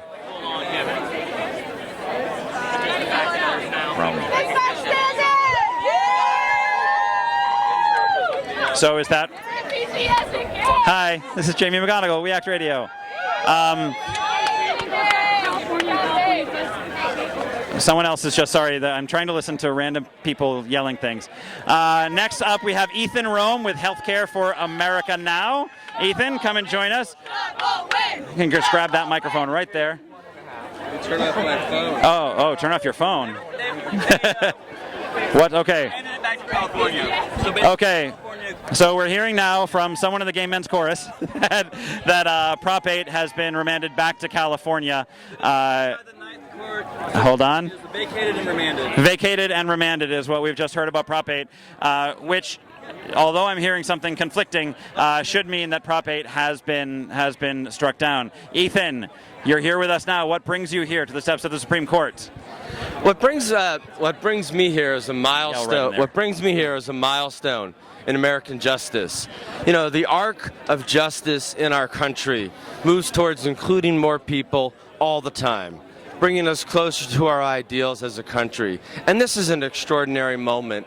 It represents the mainstreaming of something so basic, so incredibly basic, but so extraordinarily important. And what does your day-to-day job have to do with Defense of Marriage Act, Prop 8, healthcare? I work for Healthcare America Now, and what we do is try to extend healthcare to all Americans, and part of that means extending basic benefits to people based on their ability to marry who they want, who they love. Right. And I just don't know anything more basic than allowing people to love who they want. Right, and now federal employees, because of Doma being struck down, federal employees will have access to spousal benefits and the health care that they should be allowed if they're legally married in any of the states that currently allow it. We're up to 12, which is pretty incredible. Did you ever think that you'd be sitting here and there would be 12 states in this country that allow marriage equality? You know, it was only a few years ago that every referendum, right, that every ballot measure was being defeated. And what's changed is a fundamental cultural shift. Right. And the fact that it's affected this Supreme Court could not be more extraordinary. All right, so I'm going to break away here for a second because we just found out, we did confirm that Prop 8 has been dismissed with because of no standing. That basically means that the people who were defending Proposition 8 in the courts did not have the right to defend that. The people who were defending Prop 8 were actually the people who ran the campaign, the anti-gay campaign in California, to pass Proposition 8 in the first place. Basically what happens is that they usually would sue the government, as they did originally. They sued the government and the Attorney General and Governor of California, the people who were on this case, sued the government. And finally, Schwarzenegger and now Governor Brown, then Attorney General Brown, decided to stop defending Proposition 8 in court, in which case the campaign, the anti-gay marriage campaign in California, picked up the baton from the governor and claimed they could defend it. It's confusing here a little bit because they did grant the case in the first place. The Supreme Court did grant this case, knowing full well who was defending it.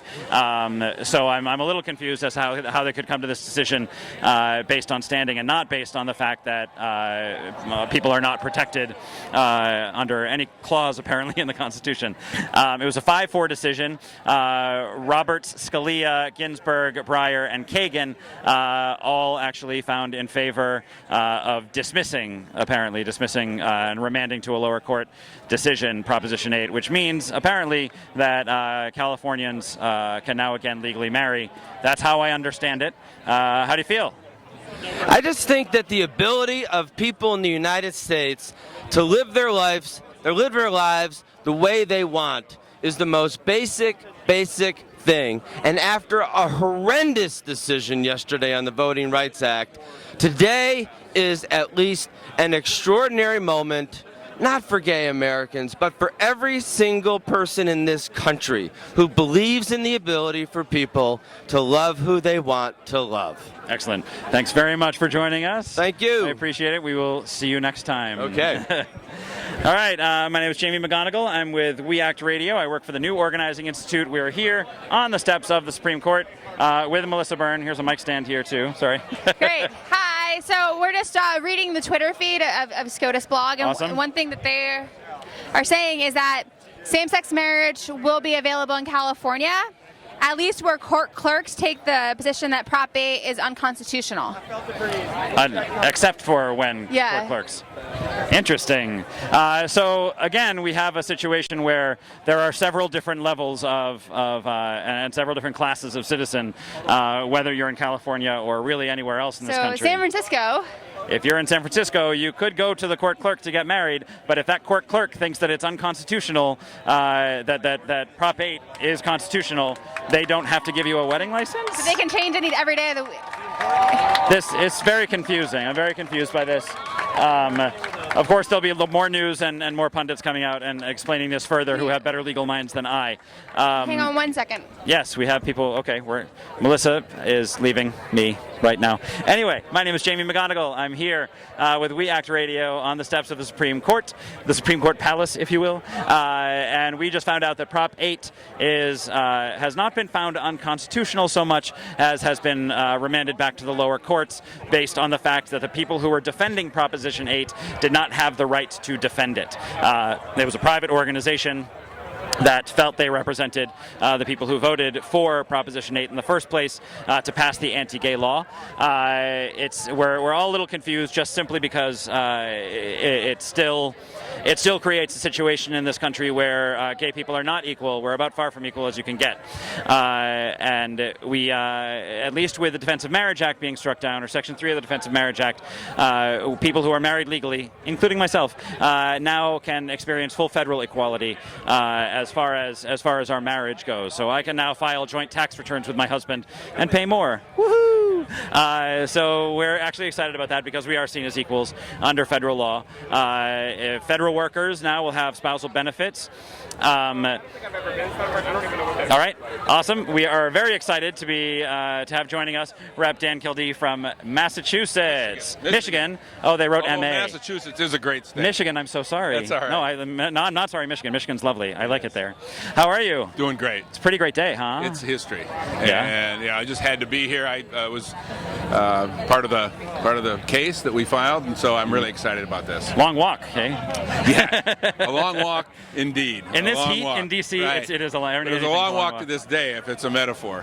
So Defense of Marriage Act has been found unconstitutional, or Section 3. Right. How are we feeling about that, especially as it might affect the current immigration discussion that you're having over there? Well, I think that's a good sign. I mean, this I think overall is that the court, in one big step and maybe in a couple small steps, is recognizing equality finally. Right. It's been a long time coming. So as we move forward on all sorts of issues, immigration being one, we're going to have to keep in mind that finally the Supreme Court recognizes equality. And the brief that you wrote, why did you do that? Why did you jump in feet first with something like that? Well, I'm a new member. I've been here 6 months, and I just thought, my gosh, if there is anything that any federal representative ought to stand for, it's equality. We recognize.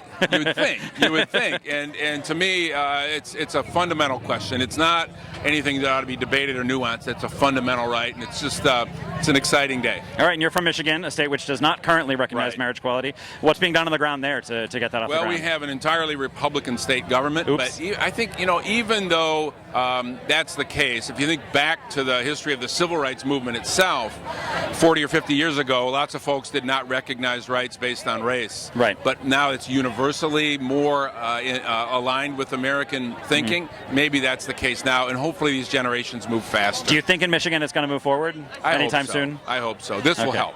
All right, yeah, certainly. Great. I think maybe the 3 states who just passed it maybe helped the decision around here. I hope so. So what's next for you over there? Well, now we're going to go back and begin to fight the battle to preserve the SNAP benefits and the Farm Bill and work to implement the Affordable Care Act. Obviously, there's a lot going on right now, but this is the news of the year. It's the news of the year. I also think yesterday's news was pretty newsworthy as far as the Voting Rights Act goes.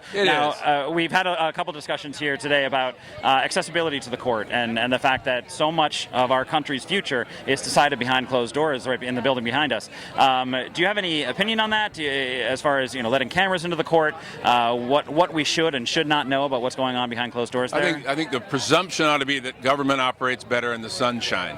Right. And obviously the court has certain prerogatives that it tries to protect, but I think as a rule, what we've seen is when government operates in the bright light of public opinion, it does the right thing. So, awesome. Thanks very much for joining us, Congressman. My pleasure. Thank you. All right, have a great day. All right.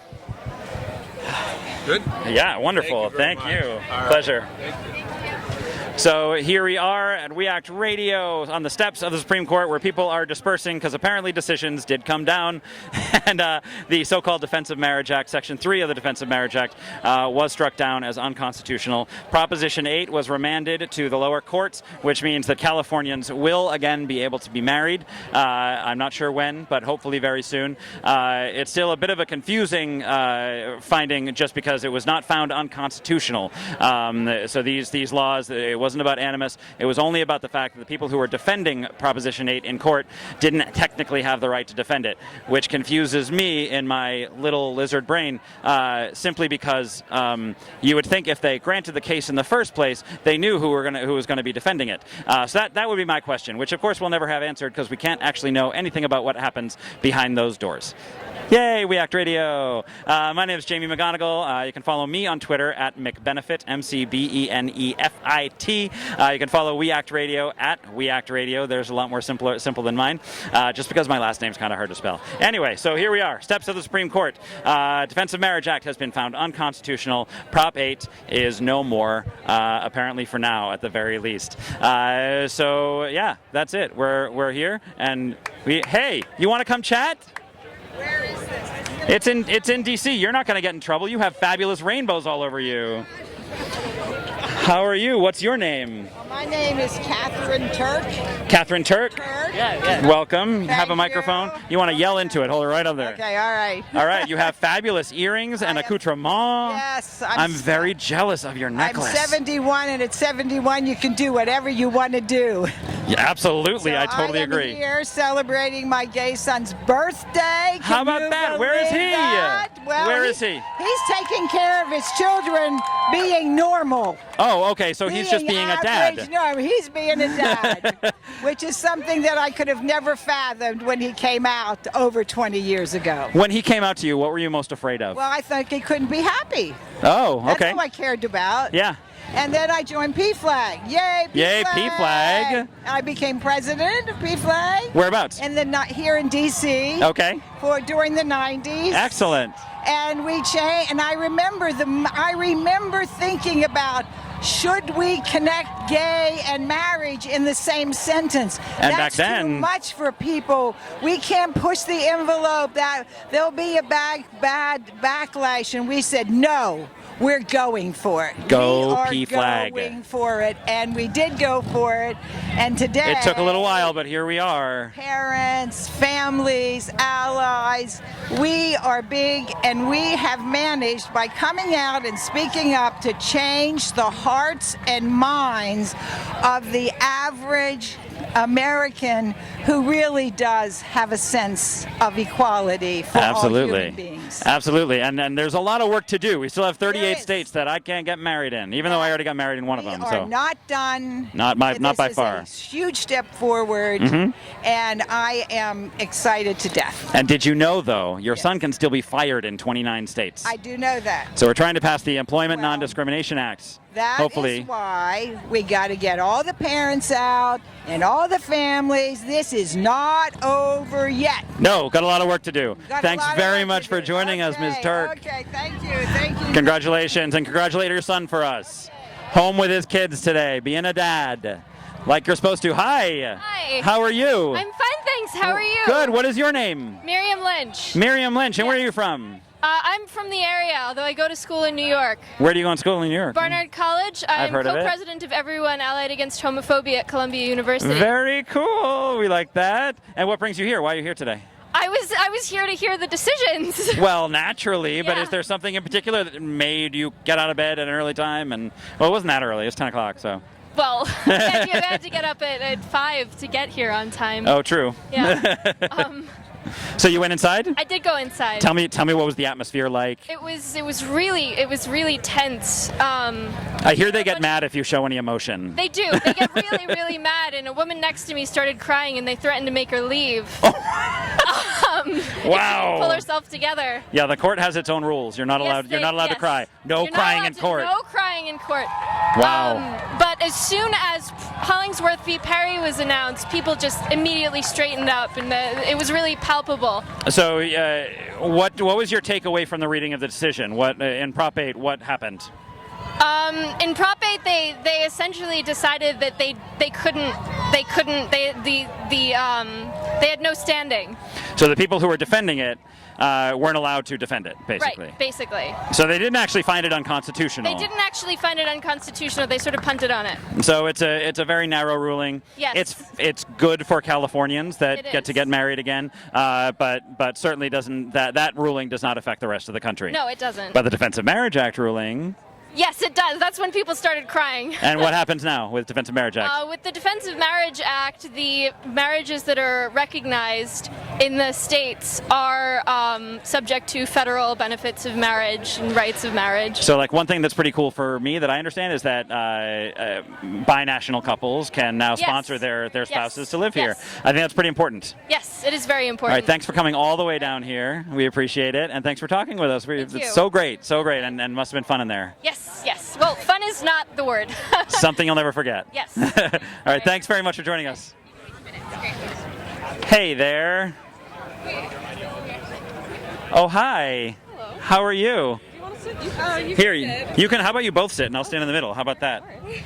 There we go. I have to do this though, even though I have terrible knees, horrible knees. So my name, and you guys, well, you're gonna keep looking kind of forward. How about that? I can do that. My name is Jamie McGonnigal. We're here with We Act Radio, and could you tell us your names? My name is Mary and Becky. Mary and Becky, and what brings you here today? We just really wanted to see history happen. It's something that is very important not only for the nation but also for us personally. This is our rights and our future. And are you guys married or getting there? Oh, awkward question. May. Next May? No way. What day? Do you have a day?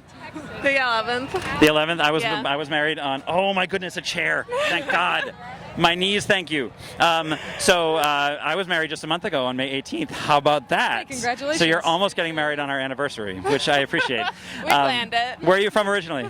Or where are you from now? Alexandria. Okay. And you're both from Alexandria? Yes. Awesome. So you're here today, and were you inside the court? Yes. Yes. Tell me all about it. What was the atmosphere like? What was the energy like? It was definitely tense. People were, you could tell everybody wanted to make comments after every single line, but everyone's like, I'm in the Supreme Court. We have to be respectable. Right. It was. Just be as loud as you can into the mics, just so you know. So the young lady who was here with us a second ago said that someone started to cry, and they were like reprimanded because they wanted to cry. Yeah. No loud crying. I was crying a little silently.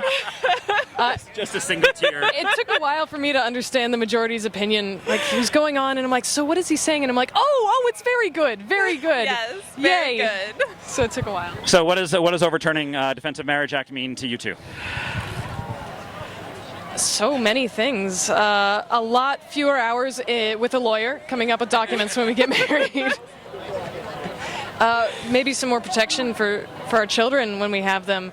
A sense of equality, just living our lives. Anything to add? No. And you are getting married in just about a year, a little less than a year. You have all the plans, everything starting to get in place. It's really expensive, just so you know. There's the biggest piece of advice I wish someone had told me before I got married was that wedding day is not about you, it's about your friends and family. And the second you can dismiss the idea that it's about you, the better off you'll be. I'm in a lot of trouble. It's always about me. Have you met me? I mean, so here we are with our friends from Alexandria who were inside the courts to find out about the decisions on the Defense of Marriage Act and Prop 8. Defense of Marriage Act, which just was... found unconstitutional. Found unconstitutional. Woo! And Prop 8, which just was... No jurisdiction. I know, it's all very confusing, isn't it? Kind of a punt. It's kind of a punt, kind of, and I don't like the word punt, but there it is. Mostly because I don't watch the sport. But anyway, so here we are. We're very glad to have you guys with us, and thanks for joining us. And good luck in your wedding and your marriage, and be fabulous.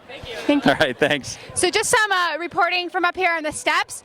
All of the plaintiffs just walked out of the Supreme Court to cheers of being heroes. It was quite moving to watch everybody cheering and chanting and basically carrying them on their shoulders. That's pretty awesome. We have our next family here, and look at we got a these family. two.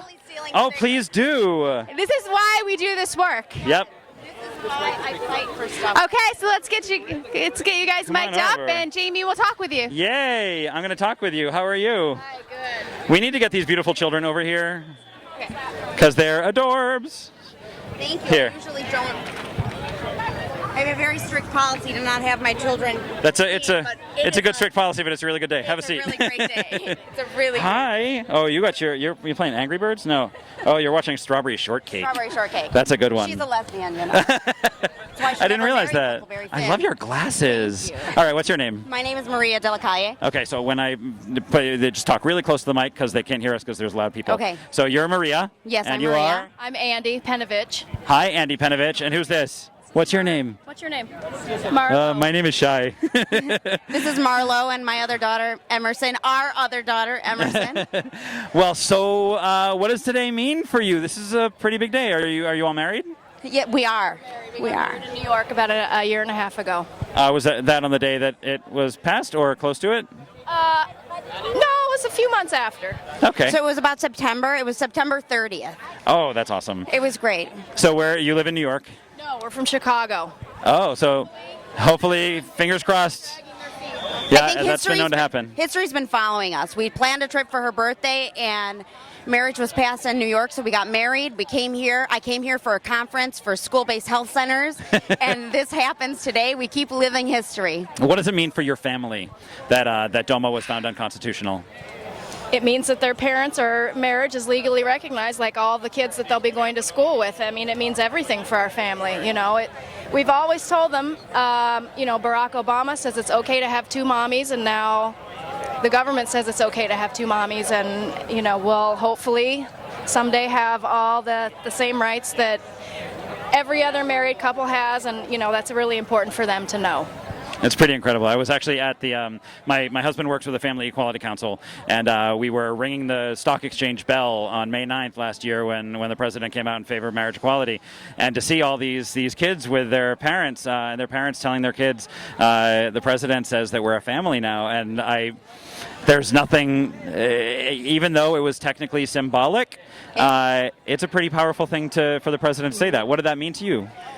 Well, it's amazing. I hope that one day it means that when a same-sex couple has a child, the other parent doesn't have to adopt that child in order to make it recognized.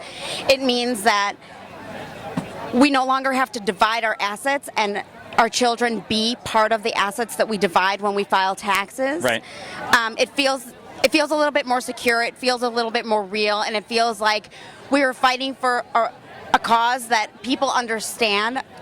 Progress is happening, history is happening, and my children are living it, and I'm just so proud to be here and so excited, and I love my family and I love my wife, and I'm so proud to say that, And I just want to tell you, though, that whatever they had to say today didn't matter. Can never take that away from you, ever, ever. And that's the important part of the, that's what is at the root of all this, isn't it? Yes.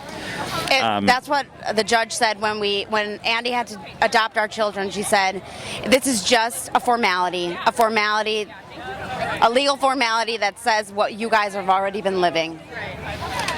You got a cool judge. Some recognition behind it. Even so, it's nice that, to have things legal, even though it can't take any of the other things away that are more real than that. It's nice to have that. And you don't have to lie on your tax returns anymore. No. No, we never did. Never, ever. No, well, I mean, you don't have to lie about having a spouse anymore on your tax returns. So this is Jamie McGonnigal. I'm here with We Act Radio on the steps of the Supreme Court. Defense of Marriage Act has just been found unconstitutional, or Section 3 of it has been. Something that's interesting, though, is that the part of the Defense of Marriage Act that says states can still discriminate and don't have to recognize your out-of-state marriage in their state creates a really strange web of legalities for people. If you decide to move to a state that doesn't recognize marriage equality, there are federal benefits that are designated by your state, like Social Security and things like that. So it has created a confusing web for people. I do feel that will move forward. I said this is one step. You know, the steps to the Supreme Court, there's many of them, and there's many steps that we'll have to climb in order to reach full equality, and we will. One day we'll be at the top. Yeah, but there's a lot of work to do until then. Yeah. We still can get fired in 29 states for being gay, or transgender. You can get fired in 38 states. There's a lot of work to be done. Well, that's why we have to get out there and do that work. We can't climb steps without work. Yeah. Right? So I think the important message, the more important takeaway from today is that this was great, but it's far from over. For us, for people who had their rights taken away yesterday with the Voting Rights Act decision, and some pretty tone-deaf decisions that came down this week on affirmative action as well as the Voting Rights Act. And we are thrilled to have you with us. Thanks for joining us, and thanks for being here with these beautiful young ladies. And have a great day. Thank you. Thank all you right, so congrats. much. Thank you. You too. Woohoo! We're all married people, says them. And your mommies will always be your mommies no matter what. How about that? That's pretty cool, right? Is it good to have two mommies? I think it's pretty awesome, right? Is it good to be so shy? Thanks very much for joining us. I am Jamie McGonnigal. We're the We Act Radio. Follow us on Twitter at We Act Radio. And we have joining us Lauren. Yes. Join us, Lauren. Where are you from? I'm originally from Philadelphia, but I live in Tacoma Park, Maryland now. Tacoma Park, Maryland. I've heard of it. It's a very crunchy, gay town. It's what brings you here? This history, well, right? What happened? This is history. Did something? This is something monumental. Did something happen having to do with marriage? Well, I think that what we literally just were in the midst of was actual history. Being able to know that the main provision of Domo was struck down as unconstitutional is... Hold your microphone up close. There you go. Totally huge. Absolutely huge. And the Prop 8 was a little bit confusing, but I still don't really get it. I have law school friends, so the way that they broke it down was it seems like it's good news because I think it gets knocked down to the district court. And and then that decision what they said was very good for us. So yeah, well, very good for Californians. Yes. So that's which is all of us, which is awesome. Exactly. So you're here, and what brings you here in particular, other than this? I mean, the D.C. area, I'm down here because of events like this, very politically active type of person. And today in particular, I wanted to just be in the middle of it all. I wanted to actually be able to tell my children, who I'm going to have with my partner a couple years down the line, that we were actually there. We were there to witness it, that we have pictures of it, that we have video of it, but that we also have the memories of it. Hopefully in the hopes that we never really have to talk about it again, right? Exactly, right? We didn't have to do as much as our parents did, and hopefully our kids won't have to do as much as we did. Right. That's while I think our history needs to be told, obviously, because it hasn't been. I think it has to be told in the hopes that we don't have to create more work for our kids. Exactly. In school, I absolutely hated history, didn't understand the concept. Now I get it. If they taught me about gay in school, I totally would have loved history. You'd have been into it. I'd have been like, Harvey who? Absolutely. You're kidding me? So you're here. What do you do down here? I actually am a recruitment manager for a fundraising company. We fundraise for nonprofit organizations. Awesome. That's a good thing. Yeah. So yesterday we had another decision that was not such a happy decision, striking down the Voting Rights Act, which protected voters. The Supreme Court said that things are changed now, and they're not as bad as they were in 1966. And while I'll agree that some things aren't as bad as they were in 1966, the reason that they're not as bad as they were in 1966 is because of the Voting Rights Act. Yeah, it's funny how that logic works. So how do you feel about some of that? It's an interesting irony or dichotomy that's going on with this particular court. It's obviously very split, even from the decision of Prop 8. You see how, I mean, to know that Kagan agreed sort of with what Alito said is kind of strange, and seeing how yesterday's decision was definitely not a positive thing for us at all. It's really interesting to see how things kind of go back and forth with this particular court. Well, thank you very much for joining us, and we'll see more change. We've got to keep fighting. A lot more work to do. For sure. And thanks. It was good to be here. Thanks.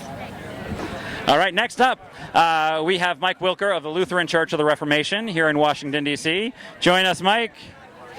I love your pin that says God loves all. How about that? That's not what some people tell me. Well, that's right. And our church has not been always in the forefront of this movement. We've had gays and lesbians as leaders in the church for centuries, but some of the rest of us have to take a little while to come along. Yeah, we have to catch up. Yes. So what do you have to say to those people out there that say, well, the Bible says it's wrong, and you shouldn't be gay, and we shouldn't recognize marriage equality? Well, I'd like to listen to those folks and have a conversation with them. But our congregation, Lutheran Church of the Reformation, since 1987, has been supporting gay and lesbian equality. That's a long time. Yes, it's been over a generation that we've been waiting for this. I presided at gay and lesbian weddings, and finally, the federal government is going to be forced to recognize these marriages that we've been recognizing for a number of years now. That's pretty incredible. What does today's decision have to do with the people who go to your church?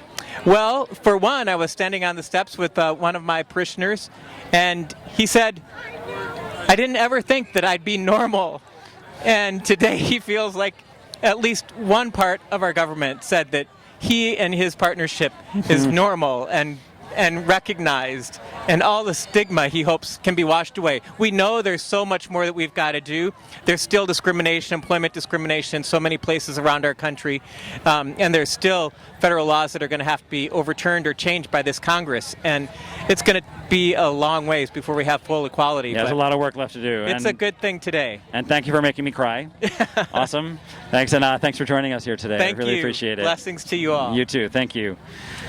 All right, thanks for joining us. Next, we have Ellen Sturtz of San Luis Obispo, California. How are you this morning? Good. You're a Californian. How about that? Californian. Which means I was really moved by Prop 8. Yeah. That night when Prop 8 passed, I became an LGBT activist. Strangely enough, a lot of people did, I think. Yes, absolutely. I saw violence by Mormons perpetrated against peaceful protesters in West Los Angeles in front of their temple. Wow. And I saw that coupled with the fact that half of the electorate voted against us and basically said we were willing to take rights away from you. And I basically said I need to do something before I die. It makes you want to stand up and say something, huh? Oh, absolutely. And actually I moved to D.C. temporarily in December to see if I could help move the movement, in a positive direction as a volunteer. Wow. It's impressive. How does today's decision affect you personally? Well, I think Doma is fabulous because it's going to help everyone in terms of particularly older Americans, which I feel that I sort of sit and represent at this point, in terms of recognizing our marriages and older means 35 and up, right? Oh, absolutely. Right. Recognizing that Social Security benefits and other benefits, our families will be recognized, so we can do our our retirement planning, just like every heterosexual couple can. It's pretty important, huh? Yeah, I think people don't realize how few protections we do have in this country, not with Doma and now with Prop 8 and looking at how the states are dealing with marriage. Right. I think obviously the trend is in a very positive direction, so really exciting. I think today's decision will also remind people that we don't have employment protection. Right. I can be fired just for being a lesbian in 29 states. Yeah, that's a fact that we have reiterated dozens of times on We Act Radio today. Right. And we're going to celebrate today because I think the Doma decision basically, I'm surprised that they did what they did. They took a much bigger step. I thought they would just look at the one section before them. Okay. So I'm very positive. So being in California, what's the news that you're going to take back with you? Were you inside the court? I wasn't inside. I was standing outside for the out here, last few hours. I mean, you pretty much got everything the same time they got it. So what is it about this experience and being here today will you take back to California with you? Well, I think the message, and I was getting a lot of texts and emails and calls from people all over the country. The message is that we can have full federal equality sooner than we think. And the states are going to need to act. And California, we sit rather complacently because we have a lot of protections, and marriage just sort of adds to this. Right. It certainly moves. It has moved pretty quickly lately, eh? Yeah, and also I love that people say that, but we've been doing this for for 40 years. Yep. So we're not a new movement. By I just far, think no. we've become much more visible, and some of the support that President Obama has given us has been really important as he evolved on marriage equality. I think his words have moved a lot of people to what's right. Absolutely, and here we are. Tomorrow is actually the 44th anniversary of the Stonewall Uprising. Yeah. We had yesterday was the 35th anniversary of the rainbow flag. Gilbert Baker's rainbow flag was created 35 years ago, and Lawrence v. Texas was struck down 10 years ago this Today. week. That bodes well for us, doesn't it? Yeah, I think so. Well, thanks very much for joining us, Ellen. I really appreciate You've been it. marvelous, and good luck with everything you're doing. Thank you. You too. Bye-bye. All right, you can leave that over here. It's fine. Thank you. Yeah. So hi. Oh, good. Hi, my name is Jamie McGonnigal with We Act Radio. You can follow us on Twitter at We Act Radio. You can follow me on Twitter at McBenefit, M-C-E Benefit.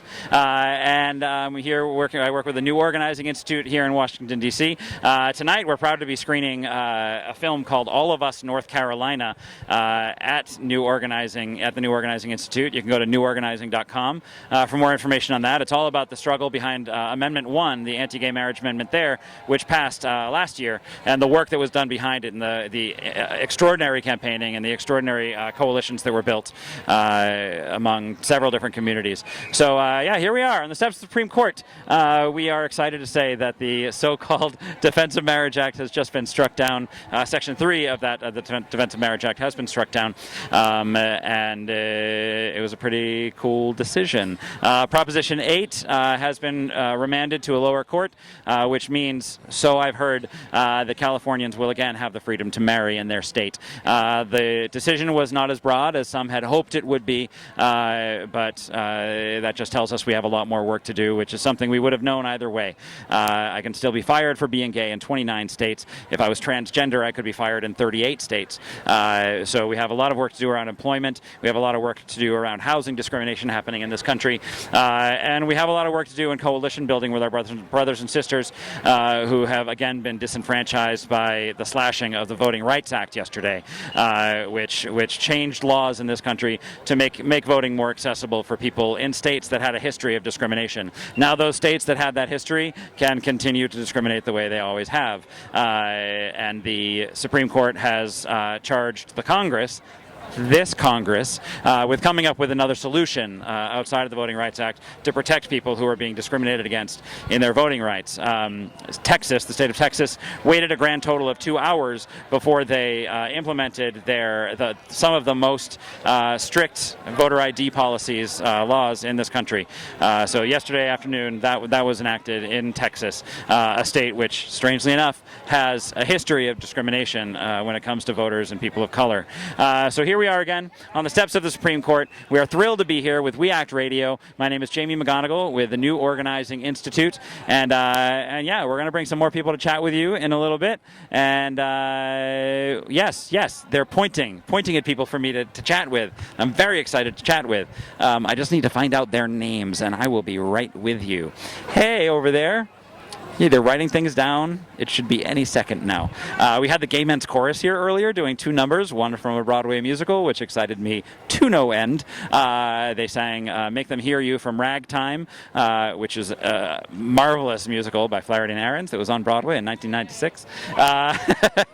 That's how gay I am, folks. It's just me and a camera being gay and talking in front of the Supreme Court, where they just decided that my marriage, which happened in Massachusetts a month ago, is now recognized by the federal government. Yes, I now can file jointly my taxes, and if I wanted to marry someone else who is from a different country, I could marry them and sponsor them, and they could become a citizen. How cool is that? There's actually a young man I was talking to before people went in who was from Israel, and his partner was from Chicago, and they are now not discriminated against in their marriage. In Chicago they are, but not federally. We have some wonderful guests with us. We have Alendra Letsam, the VP for Membership, and Catherine Leung, Regional Fellow, Southeast and Southwest for the National Organization for Women. We are so thrilled to have you with us. Join us. I'm going to sit in this middle seat, but we have to sneak a little bit just so you guys are not turning around and we can actually see your beautiful faces on the camera. How about that? All right. Hi. So, this seat is very hot. It's black vinyl and it is very warm. So thank you so much for joining us from National Organization for Women. What does today mean to you? It means a great deal. We were very, very, very excited that Doma got ruled unconstitutional. It's not, of course, the end of the fight. We still have a lot of work that needs to be done in both the federal legislature and on the state levels, but we are so, so very excited that the Supreme Court really did the right thing and struck it down. I know they were nervous about it. I know they wanted some of the other branches of the government to do other things so they wouldn't have to, but I'm glad, we're very glad that they made the right decision. It means so much for so many same-sex couples and same-sex partners to be able to get access to, hopefully, get access to federal benefits and federal recognition. It's just a matter of dignity. Yeah. So we're very excited. As someone who was recently married, I'm glad to now be federally recognized. Exactly. It's kind of cool. And what brings you here? Well, there are 12 states in the District of Columbia that currently recognize marriage equality, and that's wonderful, and we're thrilled that the Defense of Marriage Act has been struck down and that those couples will now have access to all of the federal benefits that they deserve. However, that means that there are still 38 states where marriage equality doesn't exist, and that's something that we at Now are really committed to and that we're going to fight for, and something that I personally am very committed to fighting for. I'm the regional fellow for the Southeast and the Southwest, and so the majority of my states don't have recognition for marriage equality, and so I'll be working with a lot of chapter leaders on those issues and helping them to organize in their states. You know what also happens in the majority of the states in your district? I can get fired for being gay. Exactly. Transgender people can get fired in 38 states for being gay. So yeah, there's a lot of work we still have to do. And we are working on all of that. We are working by on we, you mean? National Organization for Women. We are working on all of that. We are working on workplace harassment and discrimination. We are working on workplace sexual assault. We are working on all parts of actually the workplace environment, equal pay, the benefits, recognition, all of that. I mean, we've been around for just under 50 years, but we are committed to working on issues, all the issues for all women, including equal marriage, including transgender women, including low income, women of color, you name it, you identify as a woman, we're working for you. I don't think anyone can argue that the National Organization for Women has been slacking. So tell me a little bit about what happened yesterday with the Voting Rights Act and how did that affect the work that you do at National Organization for Women? That was really disheartening. That was a really disheartening decision to essentially have the Supreme Court say, well, no one's looked at this in 40 years, so we're going to give everybody a clean slate, and they're going to have to show us that they're going to need some supervision. It was really disheartening because we know what happened, and we know what's going to happen. And even last night, one of the states, I'm probably going to get it wrong. Texas, just 2 hours later, 2 hours after the decision. Right, and you're just like, this is why it was in place. It was in place because given their will, they were going to do something terrible. And I mean, I imagine that there is going to be a time period in which people need to be forgiven for essentially the sins of their fathers, but it is not now. It was not now. No. Well, and something that was pointed out actually on the Daily Show last night, they said that, well, the times have changed since 1965 and the Voting Rights Act was implemented. But the reason so many of those things changed was because of the Voting Rights Act, and why would you take that away? Exactly. And I think it was, I'm going to misquote her, and I apologize, but it was Justice Ginsburg who was like, taking it away is like taking away an umbrella during a storm because you're not getting wet. Right. And I thought that was a perfect example of what the issue was. It's, you still need it. Just because you aren't experiencing anything anymore, that's because that protection is in place. And the fact that that's now gone, it's essentially gutted the Voting Rights Act. I'm really hoping, though, that Congress does see this as a clarion call and really uses this to implement. I know Congress is not very favorable to us like right it now. might be a while. Right, but I am really hoping that they really take this seriously. Well, this also means that we have to put equality-minded folks into Congress during the next election. Very much so. Vote them out. Vote them out if they didn't do what they were supposed to do. Something else we've been discussing here this morning is the fact that so many decisions that are being made behind us. You can hold that. Can you move over and put it so it's blocking the sun? Aren't they good? I'm so warm. Dear God. Thank you. Something we've been talking about this morning is the fact that in the building behind us, there's so much having to do with our future that's being decided, and it's all being decided behind closed doors with really no access whatsoever. What are some of the things that we can do? I mean, we've talked about how do we implement having cameras put in there at the very least. All we get are lists of words, and we've had some elected representatives on here earlier who have essentially said, well, we kind of like the mystique around the Supreme Court, and we don't want to make them part of the soundbite journalism that we're part of today. And another person, I think, Mark Takano, told us that he was surprised, or he didn't want the cameras in there because they should have some sort of heightened amount of privacy, and that surprises me. What kind of work do you think we should be doing, and what kind of do you think the Supreme Court should be as accountable as people that we elect? Well, Alendra can certainly speak better to this than I can, but I think that one of the most important things about a democracy is that we have an independent judiciary. And it's really important that the people who decide the law not feel outside pressure from lawmakers, because that's the only way that we can really have someone interpreting the law impartially. Obviously, the Supreme Court isn't going to make the decision that's popular 100% of the time. On the other hand, when Brown versus Board of Education was decided, it wasn't necessarily a popular decision, and that can be said of any number of Supreme Court cases that establish truly essential rights in this country. And so part of ensuring that the court can decide cases like that is protecting the fact that they are an independent judiciary and they're not accountable to voters. Now that's all well and good, but not accountable to voters or feeling pressure from Congress. But they can show up to dinners that are hosted by the Koch brothers, and that's okay apparently. So. Oh, I can't even necessarily speak to that, but I will say that the Supreme Court is the court of the people. It is the final court of the people, and the now is actually very committed on the federal and state levels to doing court watches. Yeah. When we have judges who are not doing correctly, when we know that there are cases that need to go on, we have our members sit in the courts and watch. And so if it got to that point that we felt the Supreme Court needed that, we'd probably advocate for that. Awesome. Well, thanks very much for joining us from the National Organization for Women. We're very glad to have you here. Thank you so much. All right, next we have Heidi Albrecht. She was in the gallery and while they were reading the decision, and she has the decision in her hand. She got the piece of paper. Can we get a close up? Let's hold it up for the camera. There you go. Yay, that's the actual decision. Here, hold this, Heidi. I'm going to switch to this seat because that seat is really warm because it's been sitting in the sun forever.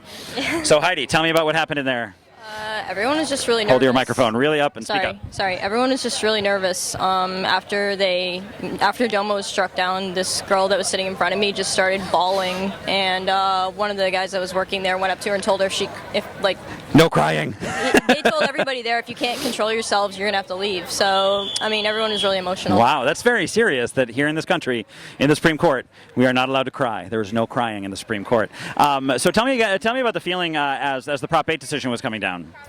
And hold your mic up, right, really close. Way less emotional because Domo was already struck down, and everyone was kind of disappointed with the Prop 8 decision as well. I mean, you didn't hear a collective groan, but there was a lot. It was confusing, right? Everyone was just kind of looking around, asking their friends next to them, like, what did you just say? Right. Well, thanks very much for joining us and telling us a little bit about what's going on inside the court as they were reading decisions. Thanks, Heidi. So, hi, I'm Jamie McGonnigal. We're here in front of the Supreme Court talking about the Defense of Marriage Act decision that was the Defense of Marriage Act Section 3 was just struck down, and Proposition 8 was just remanded to the lower court. We have someone. Yeah, come on in. It's lonely over here sometimes. I know. So this has been phenomenal. I've been walking through the crowd. I got to see the plaintiffs give their press conference, and I tried really hard to talk them into coming over here, but they're busy, I guess. How nice for you. I've been stuck in the sun. No, I know you're miserable right now. I talked to lovely people, though, some very, very nice people. So I think one thing that's one group. This chair is very hot. It's very hot? Yes, that's because you're in it. Oh, stop it. So one thing that we haven't talked about yet that was critical in changing the culture over the last generation are the role of parents. Yeah. And I think that I have friends whose parents were supportive of them when they came out, and that made all the difference. And I have friends whose parents were horrible, and fortunately they were able to find families of choice to support them. So right now we are really thrilled to have parents from PFLAG from across Maryland come up as a group to talk about why they're proud of their children and what today's decision for equality means, and to still celebrate that they got marriage equality passed in Maryland. That's pretty cool. So Come on let's up, come y'all. PFLAG. Let's do a nice wide shot here. You can get off the hot chair for a second. Oh, whew. Literally the hot seat. It is literally the hot seat. Come on in. Just crowd. Yeah, please sit in the hot seat. That seat's not that hot. This seat, whoo, it burns. I'm not that hot either. Just Oh, gorgeous. Very hot. Come on, you guys crowd in right behind me over here. So you're all from Maryland. So PFLAG Maryland, I have 2 microphones. It's going to be confusing. So how about you hold that one? Okay. Lovely. So you all have children who are LGBT? Yes. And how's that for you? One of the biggest blessings in my life. Yes. I have 2 sons, one's gay and one's straight, and they're both wonderful. And now they're both going to be treated equal. Not quite yet. Almost. We're getting there. Still a lot of work to do. In Maryland, and they can get married? Correct. Yes. And they can have full federal equality in Maryland, but they can still get fired in 29 states. Do you believe that? That's what she said. That's why we're going to stay in Maryland. That's probably a good idea for right now. But there's still a lot more work to do, right? There sure is. Yes, there is. Who else here has a child who is LGBT? Tell me about your child. Boy, girl? I have a son. You can hold your microphone real close. I have a son who came out to me when he was 10 years old, and our organization, in my opinion, literally saved his life. And as a result of this, our particular organization has a youth group, and he is now mentoring the youth group. Awesome. And PFLAG is just wonderful, and as a result of today, he now has the right to do what I did, to get married and to have the same rights as everyone, which is just the right thing to do. And I'm proud of him, I'm proud of our organization, I'm proud of all the folks that are standing here, and it's about time for this. What's going to happen next for PFLAG in Maryland? What do you do now? What's next kind of organizing you need to do? We need to organize for gender equality across the state of Maryland. Yes. All right. So what's happening in Maryland as far as gender equality goes right now? We've got a bill in the state assembly that's we've been working on for 4 or 5 years now, and we came to within 1 vote, getting it onto the floor and having a vote last year. So we're hoping that the election that's coming up in 2014 isn't going to interfere with their interest in pursuing more of that. Or maybe it will interfere in the good way. Let's hope so. It's important also for PFLAG. We're still there, and there's a lot of parents who are struggling in the closet themselves. Yes, that's right. And it's a journey, just as it's been a journey for our kids. It's a journey for the parents. But we're here. And you can take a look at the trend, and you can take a look at, the laws are important, but it's the people coming out and being genuine. That's really going to change society. Well, and at the end of the day, that's what's changed. That's why we've been able to pass marriage in 12 states now and D.C. And I can argue that that's how Doma was just repealed. Is that people are telling their stories more effectively, and they know how to tell their stories, and people are. It's a lot harder to go into a voting booth and say, no, you shouldn't have rights because you're my friend. But it can still be hard, even in countries that have had gay marriage equality since 2001. I happen to be from Holland originally. From where again? Holland. Okay. My kids have dual nationality, and even there, it can still be a struggle. Right. So what's next for you in particular? What's your next step? Are you going to call your son? Have you already talked to your son? I sent him a message already. And how's he feeling? He's feeling pretty happy, but I can't be putting too much pressure on, Someone had argued when I got married a month ago, and people start saying, okay, now you're married. Now instead of your mom worrying about you getting married, she's now asking when is she going to have grandkids. Right? We're also our marriage counselors, so you have the same kind of difficulties as. My husband's from Maryland. We'll be there. Okay, come on. Give him a card. Give him a card right now. You're in for it, kiddo. Yes. So we have 2 gay kids. Oh, wow. A daughter and a son. Congratulations. Thank you. And we did a lot of work in Maryland with all these folks to pass marriage equality. And I think there's nothing like a mama bear and a papa bear. Except for Papa Bear. Right. Because, how dare anybody tell us that our children cannot get married and have a family? What do you think today's decisions say to kids who might be struggling coming out of the closet? That they're just like everybody else. Because my kids say, why do I always have to say I'm gay? It's no, it shouldn't even be anything I speak about. An issue. It should be your private business, and it should not. Yeah. Yeah, it should be your private business. It's The best thing would be the P flag would no longer be needed. Exactly. That would be want to work yourself out of a job. exactly right. That would be awesome. But at the same time, what you were saying before is it's not just about PFLAG working to get marriage equality passed or for these great laws. It's that you provide a strong center of support for parents of LGBT children who are struggling themselves frequently. And that's something that, despite where the law is, could be needed, several generations into the future.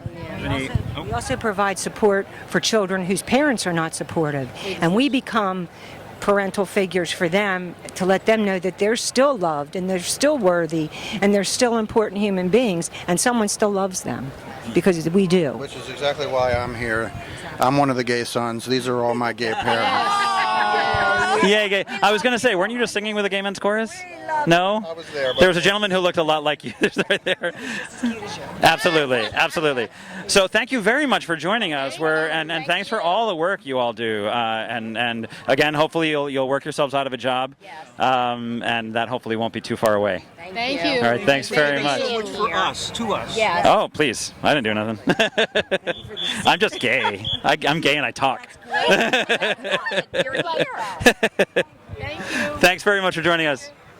So here we are on the steps of the Supreme Court. We just had some decisions come out on the Defense of Marriage Act, which was found, Section 3 was found unconstitutional, and Proposition 8 we discovered was remanded to the lower court, which we believe means the Californians can again be married. Because we're lawyers. Because we're not Totally lawyers not a lawyers. bit, not even law students. But in D.C., what do we have? A lot of friends who are lawyers and law students. A lot of friends who have law school debt but don't actually practice law. Yes, that too. Or our law school friends who have gone to law school, have a degree, maybe even passed the bar, and are not wealthy because they work in environmental law. Right. Because unfortunately, if you raid people's pension funds, you get wealthy, but if you keep people's pension funds and fight for justice, you don't always get Not ever, really. But I think it's actually a good way to talk about how I think that, a lot of us would watch, I don't know about you, but like Queer Eye for the Straight Guy, and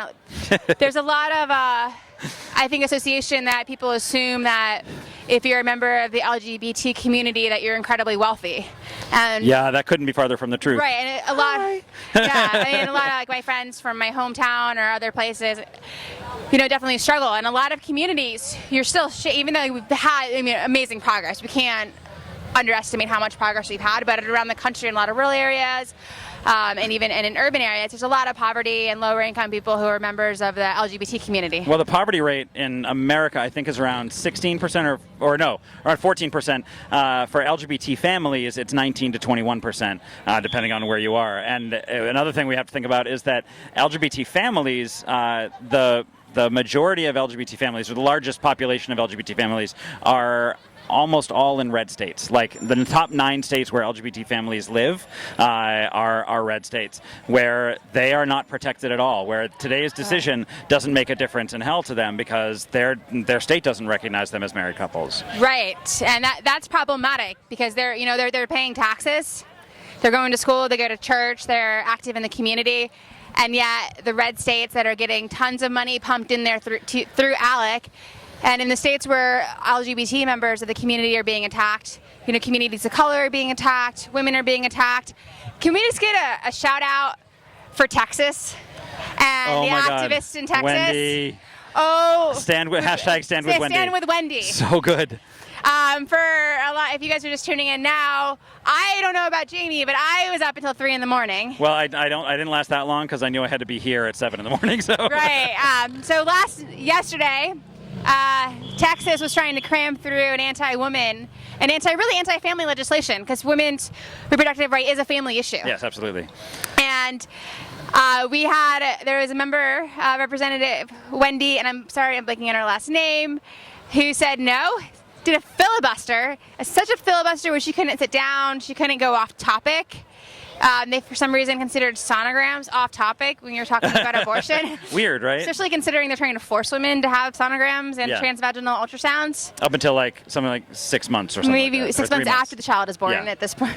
You have to have a sonogram they 6 just, months after the child is born. they just want to control women's bodies. And then when they tried to pull these Robert's Rules of Order, very nerd style, they tried to stop it, and the people said no. And they literally occupied the chamber and kept chanting, and they finished the vote after midnight. And then the Republicans tried to change the timestamp on the website. Oh, really? They I did. didn't see that. The website first said the votes were taken at 12:03 today, which meant it wasn't a valid law. They went on there, changed the time on the website. But thankfully, there's internet nerds who were like, no. Millions of people were watching this as it happened. And the next thing you know, screen caps were all over Twitter with like, no, look at this. And the Lieutenant Governor of Texas had to be like, yeah. Sorry. Yeah. So, I mean, it's still, a long battle. But I think this really just shows that all of this work, it is intersectional. Yeah. And that what happens to one of us happens to everybody. And we really need to stand together as a movement, even though, inter-movement politics is probably more complicated than left-right politics. Yes, it is. But it's worth the struggle because we all win in the end. Yep. We have a lot to do still, especially around the decision that came down yesterday around voting rights, around the affirmative action decisions earlier this week. We need to stand together. We need to, the gays need to work with the labor, need to work with the women, need to work with the black people. There's an immigration. I could mention everything right now, but I'll be here. I'll be filibustering. Yeah, and we all need to work for economic justice because it really is access to economics and access to capital that really fuels all the divisions and all the attacks. Right. It's at the end of the day, if we're not working together, we're far weaker for it. The moment we start standing together on these issues, the stronger we'll be and get things passed. And I think some of the groups, if you guys are watching, go to the websites of Get Equal, go to the Courage Campaign, HRC, Move On, Credo. We have so many groups, and Labor, and National Organization for Women that was just here earlier at PFLAG. And NAACP. Yeah. And all of our groups have a lot more. We can always be better. And we should always be just as strong in pushing our allies to be better as we are pushing our opponents. Right, and today, the message from today really has to be that the work is far from finished in any of these cases. Doma may have been found unconstitutional, but that doesn't help the people in 38 states where they can't get married. It doesn't help people in the 29 states who can get fired for being gay or the 38 states who can get fired for being transgender. It doesn't help the people, the 11 million people who are living in this country without citizenship status, and they're working on that across the street, hopefully. Yep, and really, you are the best messenger. So today, everywhere you go to your synagogue, your church, your mosque, your temple, or your office. Your office. You're the water cooler. Everywhere. Talk about why this is important. There's people out there who are afraid to come out of the closet, people who are afraid to be allies. And whenever they see people being strong and standing up and talking about why this is important, it opens their door. It opens their heart to be able to talk. And maybe somebody who, for whatever reason, has ideological oppositions to this issue, but once they see the human face behind it and the human relation, they might not come out and be like a huge activist, but they might be a quiet ally. And it's certainly going to make it harder for them to go into a voting booth and vote against you if they know who you are. Yep. And it's important that if your state rep, if your governor, if your member of Congress isn't on the right side of history, you should give them a call today and be like, hey, this is what happened. Yeah, absolutely. Talk to them. Talk to them about the other decisions that need to be made. Tell them they need to be on the side of immigration reform for a healthy course to citizenship for these people. I would actually pick up your phone right now and call 202-224-3121 and ask for your member of Congress or senator. Sign, I've been in D.C. way too long. It's pretty interesting around here. Again, we're sitting on the steps of the Supreme. Well, not quite on the steps. We're not allowed up there. We'd be arrested if we were on the steps. Yeah, it's against the law because First Amendment. Oh, what? What? I never heard of it. So yeah, we're sitting here, and we just found out the Supreme Court has found Section 3 of the Defense of Marriage Act unconstitutional, which essentially just means that the people that are in the states, the 12 states plus Washington D.C., that now allow marriage equality or recognize marriage equality, they will now have full federal equality as far as their their marriage rights are concerned. And Proposition 8, which was remanded to a lower court, which means that the lower court's decision stands, Judge Von Walker's decision, which overturned Proposition 8, which I still, in my head, the wheels keep turning on how this works, because he found it unconstitutional based on animus. So does that means his decision stands? There's so many we all need to brilliant read legal SCOTUS people. blog, and I think this. I suspect that if you look at the programming for We Act Radio, we'll work on getting a couple of the many lawyers in the district on to talk about it. Yes, and just turn on all the We Act Radio you can, and listen to what has to be said. Yeah, I would. One of our greatest reporters we have is David Schuster, who's with We Act Radio. I would like check out him. his Twitter feed and tweet at him. You can also tweet at your members of Congress and senators and electeds because it's public and they get nervous when they're being criticized. So criticize away on Twitter. Yep. It's good for that. And I'm Jamie McGonnigal. It's been a pleasure being here. I actually have to go to work now. Go to work? What is work? I know. I have to go to work to make sure that all y'all know how to organize things. At the New Organizing Institute, tonight we're screening a film called All of Us, North Carolina, based on the Amendment 1 fight in North Carolina that failed last year. The film is amazing. It talks all about the coalition building and collaboration we've been talking about. So yeah, join us tonight at 7 o'clock at the New Organizing Institute. You can find out more at neworganizing.com, and you can follow me on Twitter at McBenefit, MC-Benefit. Great. And then I'm Melissa Byrne with We Act Radio. We have a studio down in Anacostia, D.C. on the AM station here in town. You can listen to us at 1480 AM. We are proudly powered by Ethical Electric. If you go to weactradio.com, you can click on a link and get access to converting your horrible Pepco service over to wind power, right? That's enough way. Pepco can unify both sides. Yes, there we go. Let's get them over here. Yeah, okay, but thank you so much for watching. You're going to be able to... You're going to be able to come online and to our website, and you're going to be able to watch a bunch of our clips. I really liked the Gay Men's Chorus. That was very cool. What was the ragtime song? It was called Make Them Hear You, from Ragtime the Musical by Flaherty and Ahrens. It was on Broadway in 1996 and won the Tony for Best Musical. And then, of course, the national anthem.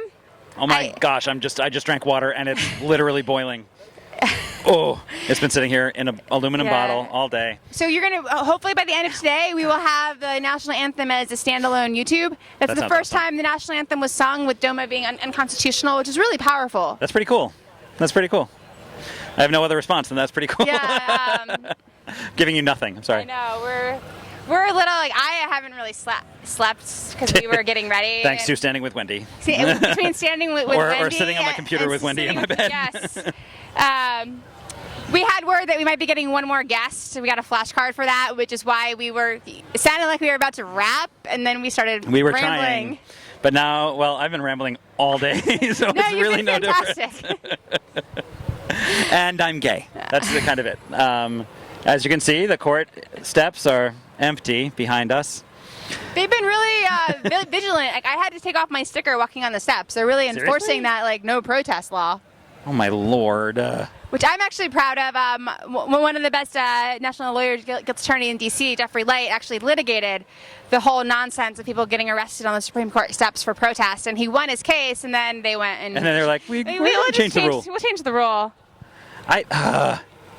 Lawyers. It's literally a monarchy there. I hear some cheering. That's probably Barney Frank or someone. I know. We're just... Yeah, we're so entertaining right now. I can do a dance. I'm going to do a dance. Hey, what's Story of Self? What's my story? Let's do some organizing training. We have some time, and we're organizers. That's what we do. So, Story of Self is your story. Tell me your story of self, Melissa Byrne. Oh no, I'm good. You asked for it.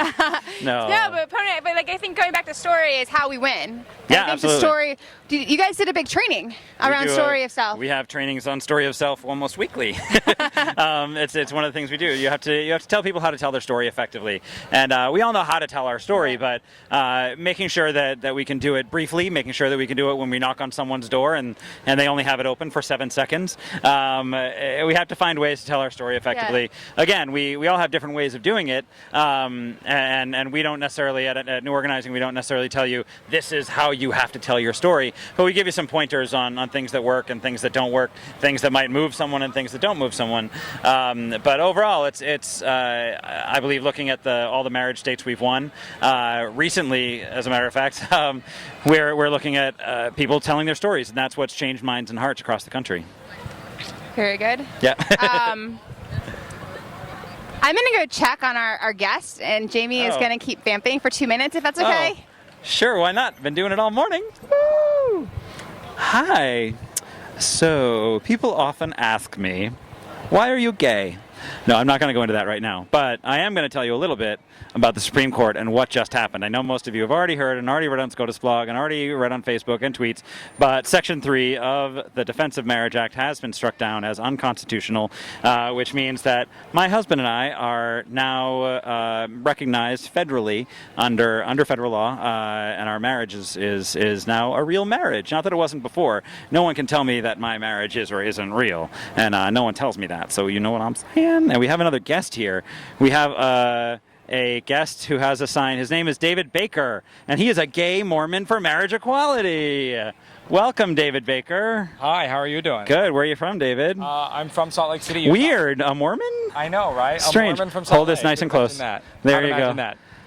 So mic's closer and talk louder. Seriously, yell. That's what they keep telling us. But that was more for when they were singing behind us. Oh, okay. So, well, I was the only one singing, so I apologize. Are you in the Gay Men's Chorus? I am in the Gay Men's You Chorus. live here in Washington, D.C.? I live here in Washington, D.C. Whereabouts?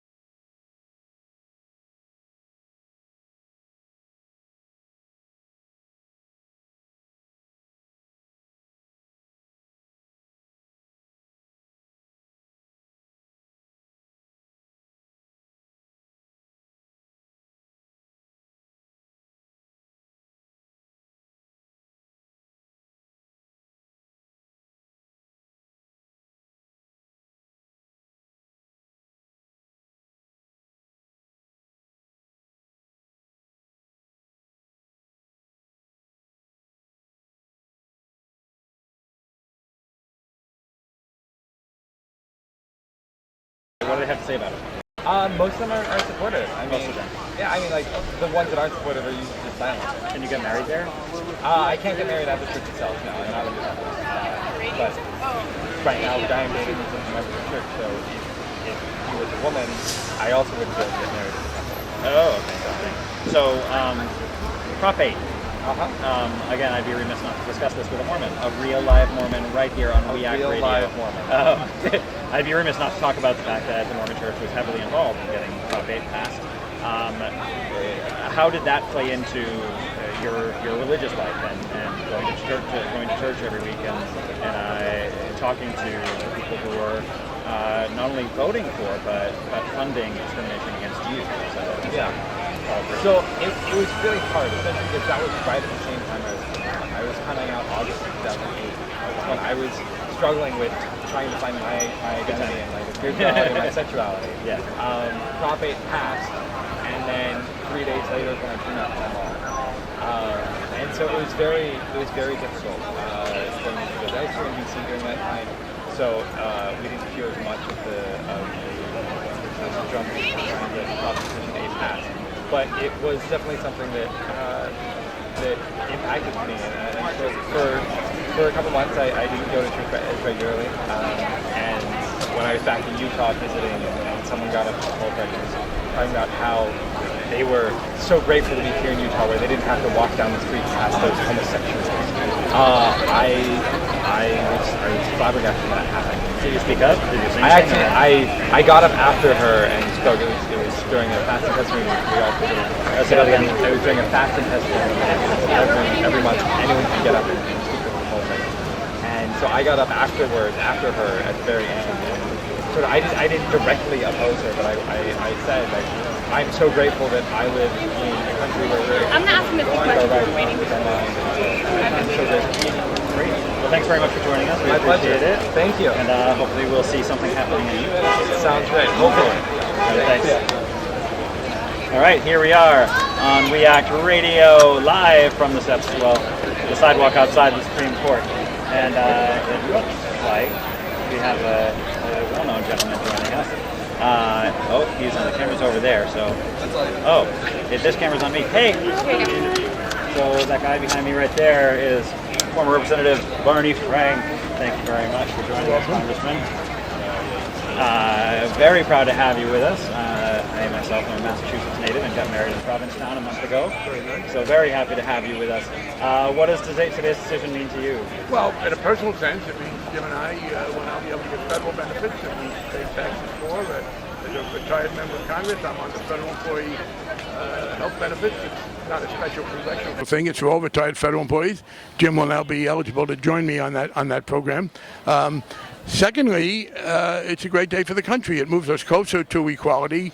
By the way, it is, I believe, the first time, certainly in over 100 years, and maybe ever, that America has had no anti-LGBT rules on the books. When we got rid of this and don't ask, don't tell, we long ago got rid of the anti-immigration provisions. And it's a great day for freedom, and it's a day that will not only recognize freedom, but promote it. Because this means more and more people now will be able to be married in California, and more people will get their federal benefits. And reality beats prejudice. As more and more people see in this country that same-sex marriage helps a few and hurts none, they'll be for it. Now, looking forward and looking at what's happening, you spoke about immigration. What do you think today's decision on Domo will have? What kind of effect might it have on the immigration debate happening across the street? Oh, that's very helpful. It means that they can now take that issue off the table. And I did not want to see LGBT people stop Hispanics from getting what they want. Look, here's the problem. The Republican Party continues to be so overwhelmingly anti-gay, lesbian, bisexual, and transgender that if we added a same-sex provision there, it would have killed the bill. The choice was not between an immigration bill that protected us who are married and one that didn't. It was between a bill that didn't protect us and no bill. Now that this decision has been made, there is no need for that legislation, and there's no tension, no pressure for LGBT people and our supporters to undermine the immigration bill. Now, not directly, but how do you think today's decision will at all affect the ongoing discussion on the Employment Non-Discrimination Act happening across the street as well? No. I think those are separate results of the same pressure. I think there is increasing political support. Look, it's unfortunately still partisan. You're not going to see anything pass with the Republican control of the House. But I do believe now we've educated people about the transgender issue. That hadn't previously been the case. Once you get a Democratic President, House, and Senate next time, we'll see the passage of a fully inclusive ENDA. What more can we be doing to educate people on the transgender issue, specifically around ENDA? People should lobby members of Congress of both parties and say, please be inclusive. And the transgender community has already done that. Look, coming out is the best thing people can do. Gay and lesbian people came out first. The transgender people with greater prejudice didn't do it as much. But what the transgender community can do is to continue to be public about who they are, and it's always a case where when people are presented with reality, it defeats the prejudice. Now, one more question. With all the discussion of what's going on behind us here and these decisions being made, there's a question about accountability and the visibility of what's happening, what happens behind those closed doors, cameras in the courtroom, recordings. Do you think that the Supreme Court should be subject to the same kind of I do, but it will openness? still be behind closed doors. Let's make a distinction. No, I do not think that the deliberations of the justices ought to be public. No, but at least I'm sorry, but you asked a question that frankly confused two issues. Okay. I do not think that the decisions, the debates ought to be in public. I do think the reading and announcement of the decision should be, and the oral arguments. That I agree with, and I think it's very inconsistent of someone like Scalia, who says he's all for free speech, to protect himself. It wouldn't have any impact on the decision-making process, but I think it could better educate the country. All right, and the people of Massachusetts, anything you have to say to them? Well, we were there first in terms of marriage, thanks to a brilliant lawyer, Mary Bernardo, who should be getting a lot of praise today, and our Supreme Court. And in fact, I was going to have our Chief Justice, who wrote the opinion, Margaret Marshall, marry Jim and me, but she was out of town, so we had to settle for our governor. We were glad to have him. But it means that they're going to no longer be paying taxes for benefits that they can't enjoy. Well, that decision, the Goodrich decision, was actually being discussed earlier today on the fact that it's now being used as a wedding reading for straight and gay couples all around the country. Oh, that's very nice. Thanks very much for joining us, Congressman. Thank you. I'm actually from Massachusetts. I grew up in Wellesley. I live in South Carolina. Hey there, this is Jamie McGonnigal. We just spoke with Congressman Barney Frank here on the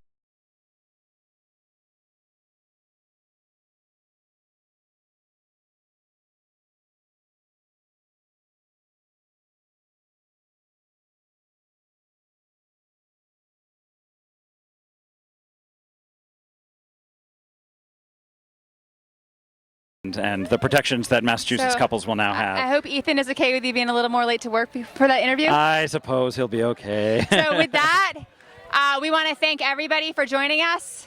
I'm really happy that today was a day for equality and a day to move forward with a lot of strength and a lot of hope, because this is a new starting point. Yeah, and don't forget to follow We Act Radio at We Act Radio on Twitter. And get trained at New Organizing. And get trained at New Organizing Institute. You can find out about our trainings at neworganizing.com. And now we're going to get out of the sun. Thank you all. Thank you.